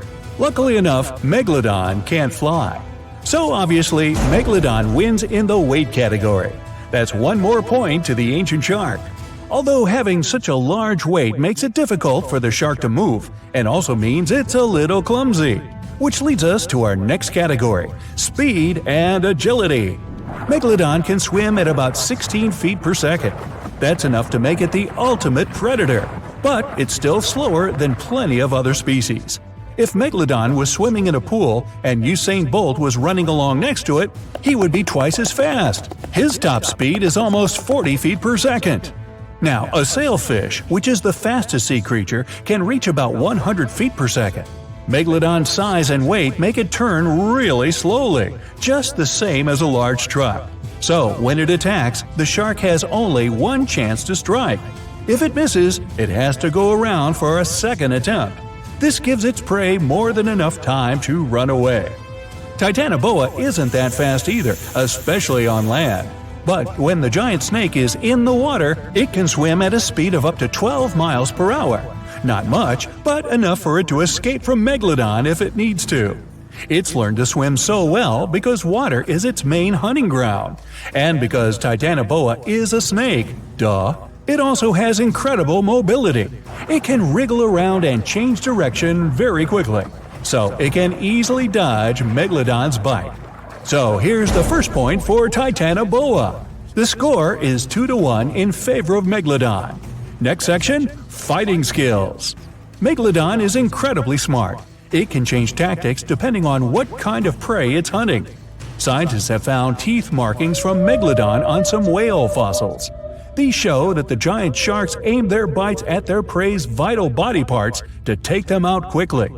Other remains of Megalodon's victims have multiple fractures. This is because Megalodon performs a super powerful ram attack that can knock almost anything out. In fact, this 50-ton beast can easily smash through concrete walls. So, Megalodon's opponents don't really stand a chance. Some of them prefer to first damage the tails and fins of the whale they're hunting. This stops it from escaping, letting the huge predator finish off its defenseless victim. Now, what can Titanoboa do in response? The giant snake isn't poisonous, but this doesn't stop it from hunting prey up to 4 meters long. Its bite has a very special design. The structure of its teeth and jaws lets Titanoboa really clamp down on the body of its prey, so there's no escape. When hunting, Titanoboa uses similar tactics to an anaconda or a boa. By that, I mean it uses its powerful muscles and weight to stop its prey from moving. It deploys all of its strength to take away the animal's energy, making it helpless. So, Titanoboa is not only really speedy and agile, it can also fight its corner pretty well. It's definitely earned a point in the fighting skills section. The score is now 2-2. That's a tie going into the final round. We've got one more section before we find out which of these ancient monsters will win. Up now is fighting tools. Apart from its ramming power, Megalodon has something else up its sleeve, even though it really doesn't have arms or wears a coat. Let's take a look at its jaw. Its teeth are about 7 inches long. That's an absolute record for all known shark species in the world. Megalodon has about 250 of these deadly pointy things arranged in 5 rows. They're also really sharp, which helps it penetrate the thick skin of big animals like whales. Megalodon's jaws are 6.5 feet wide, and it has one of the strongest bites of any animal on the planet. Not only are they super dangerous, Megalodon's teeth are also really valuable. One of these ancient incisors was once found in Western Australia. The location where it was dug up was kept secret, but this didn't stop intruders from stealing it. It's probably in someone's private collection by now, and sadly, scientists missed the chance to learn something new about Megalodon. Titanoboa also has a mean set of teeth. They're thin and pointed like needles. They bend inwards in the snake's jaw like fishing hooks. This little feature helps Titanoboa get a grip on its prey and prevent the slightest chance of it running or swimming away. If the animal tries to pull itself free, it will only hurt itself even more. And remember that Titanoboa is incredibly agile, so it can strike with that bite at an incredible speed. Now, it's time for the fight itself. Titanoboa never swims in the open sea, but here Megalodon has gotten lost and ended up in a shallow swampy area off the coast of Colombia. In water like this, Megalodon finds it even harder to move around. It could bite Titanoboa just once and the fight would be over. But because the shark moves so much slower than the snake, for now he doesn't get the chance to snap those enormous jaws. Titanoboa starts attacking Megalodon, but it can't do much damage to that thick skin with its sharp but very short teeth. Eventually, Megalodon gets its chance and ends the fight with a single bite. It turns out that those huge teeth were what really mattered in this competition. Chew on that for a while. That's 3-2 and a victory to the giant shark. The Megalodon is the world's most famous ancient predator. Big, dangerous, and deadly. The Meg went extinct about 3.6 million years ago. Or maybe it didn't. Some people claim to have seen the giant sharks. Others believe megalodons are hiding from us deep in the ocean, where people had never been, such as in the Mariana Trench. Also, people constantly find megalodon teeth. Some think it's because the giant sharks still exist, but are just trying to avoid attracting attention. Let's compare a human to this sea monster. In the left corner, we have an average person, 5 feet 10 inches tall and weighing 136 pounds. In the right corner, a megalodon. Average length, 34 feet. Weight, about 50 tons. So we're up against an animal the size of a school bus, which has the mass of a Boeing 737. Let's take a closer look at the megalodon. Of course, it has teeth. Each one is 7.1 inches long. These are the largest teeth of any shark species that has ever lived. The megalodon also had more teeth than any other animal, 250 teeth in 5 rows. Its jaw may have been 6.6 feet wide. You could lie inside its mouth and feel quite comfortable. Of course, only if you could forget that you were lying in the mouth of an ancient predator. If you put on an exoskeleton made of titanium, an encounter with the Meg wouldn't be so dangerous. But its jaws are still capable of damaging even something as tough as this. Doctors say prevention is more important than treatment. So what could you do to prevent a megalodon from thinking you could be its next meal? The chance of being attacked by a shark is much less if you're in a group of people. The shark understands that attacking lots of people could be dangerous. So it'll retreat peacefully. Unless it's with a group of other megalodons, of course. For the same reason, don't swim too far from the shore. A megalodon can hear the vibrations in the water if there's a large number of people on the beach. But if you're alone in deep water, there's nothing to stop it from attacking you. Also, avoid swimming in murky water. Megalodons often try to drive their prey into patches of water like this, so the shark might think you're its dinner if you end up there. Oh, and never swim at night. This is when sharks are most active. Megalodons also had an incredible sense of smell. It's often said that sharks can smell a drop of blood across the ocean. This is not a myth, it's true, though it's a little exaggerated. Sharks have a great sense of smell, and they can detect blood from 1/4 mile away. So before you go swimming, make sure you have no open wounds or scratches. This will not only protect you, but also other people swimming on the beach. When a megalodon picks up the smell of blood, it switches to hunting mode. From this point on, the shark probably won't be scared away by anything. Now take a look at this fishing glitter. It shines and flashes with different colors. Like other fish, a megalodon would probably pay attention to this kind of stuff. So take off all your jewelry before you go swimming. Otherwise, you might just become the human version of fishing glitter. Imagine that you're scuba diving and you're looking at a beautiful coral reef. Colorful fish are swimming all around. Then suddenly, all the reef-dwelling folks swim off or hide. Within a second, the reef is empty. This is a clear sign that a large predator has appeared somewhere nearby. And the words big predator in the aquatic world mean only one thing: a shark. So, get out of there! Here's the best way to protect yourself from a megalodon attack. It's the simplest and most obvious one, but people still ignore it. That's right, it's a sign. If you go to the beach and see a shark sign, don't even think about going in the water. They're already there, and they're just waiting for someone to dive in. But let's imagine that you've ignored all the warnings and signs and decided to go swimming. You suddenly hear people screaming from the beach. Someone spotted a giant fin poking out of the water. The fin is moving in your direction, and you need to decide what to do. So how can you protect yourself if the megalodon attacks you? First of all, stay calm. Yes, I know we're talking about a giant shark, but if you start panicking and hitting the water with your hands, it'll only attract its attention. Try to reach a boat or a group of people. Do it as calmly as possible. If you're completely alone, you could try not moving at all. Usually, sharks try to bite people.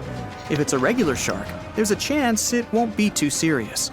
Once it's had a taste, the normal shark will probably decide to leave you alone. That's right, they actually don't find us very appetizing. But you won't have this kind of luck with a megalodon. Its jaws are so big that it can swallow you whole. So staying put is not an option. But if you encounter a megalodon in shallow water, you still have a chance of surviving. Because it's so enormous, the Meg has problems maneuvering, especially in this kind of water. So if it misses with its first strike, it'll have to make a second run at you, just like a pilot trying to land a plane. This will give you time to get to the shore and to safety. But what if you're in the middle of the deep ocean? Well, then you're in big trouble. But I'll still try to save you. So let's say the Meg is swimming in your direction with its jaws wide open. A second later, it grabs you. The structure of a megalodon's teeth means that you only hurt yourself more if you try to escape from its mouth. The only way you can survive is if you make the Meg let you go on its own. If it was an ordinary shark, you could try punching its nose to make that happen. But the megalodon's skin is so thick that it won't feel the blows. So, aim for the eyes. This is its weak spot. If it feels pain, it might let you go. Now, you need to get some first aid, fast. And you also deserve a medal for being the only person to survive an encounter with a megalodon. The idea of meeting one of these ginormous predators is pretty scary. But to be honest, there's no chance they still exist. All the theories that they've avoided extinction and are just hiding from us are false. First, these giant sharks loved warm water, so there's no way they could be hiding at great depths. In addition, an animal of this size needs a huge amount of food, but there's simply not enough food for them deep in the ocean. And all of those giant shark teeth that people have found can also be explained. Unlike humans, sharks keep growing new teeth throughout their lives. They lose their teeth every 2 weeks. Megalodons had the largest number of teeth ever. So now we understand why there are so many of them left at the bottom of the ocean. But this doesn't mean you shouldn't be careful. Real sharks still attack people sometimes. Last year, there were 64 cases of unprovoked attacks. By unprovoked, I mean the shark decided to bite somebody for no reason. There were also 41 cases where sharks defended themselves against fishermen or curious divers. Most accidents occur in the United States. There were 41 encounters with sharks there. 21 of them occurred along the coast of Florida. Hawaii, California, and North Carolina are also pretty busy places for sharks. Australia comes next, with 11 shark accidents last year. Surfers often run into sharks because they spend a lot of time in areas where sharks like to swim. The splashes of water from their surfboards attract the predators and make a nasty encounter more likely. Great white sharks are the most aggressive, followed by tiger sharks, although many experts say that the bull shark is the most dangerous in the world. But you shouldn't be scared of all sharks. For example, the nurse shark is totally harmless. Plus, they look super cute. That's it for today. So hey, if you pacified your curiosity, then give the video a like and share it with your friends. Or if you want more, just click on these videos and stay on the bright side.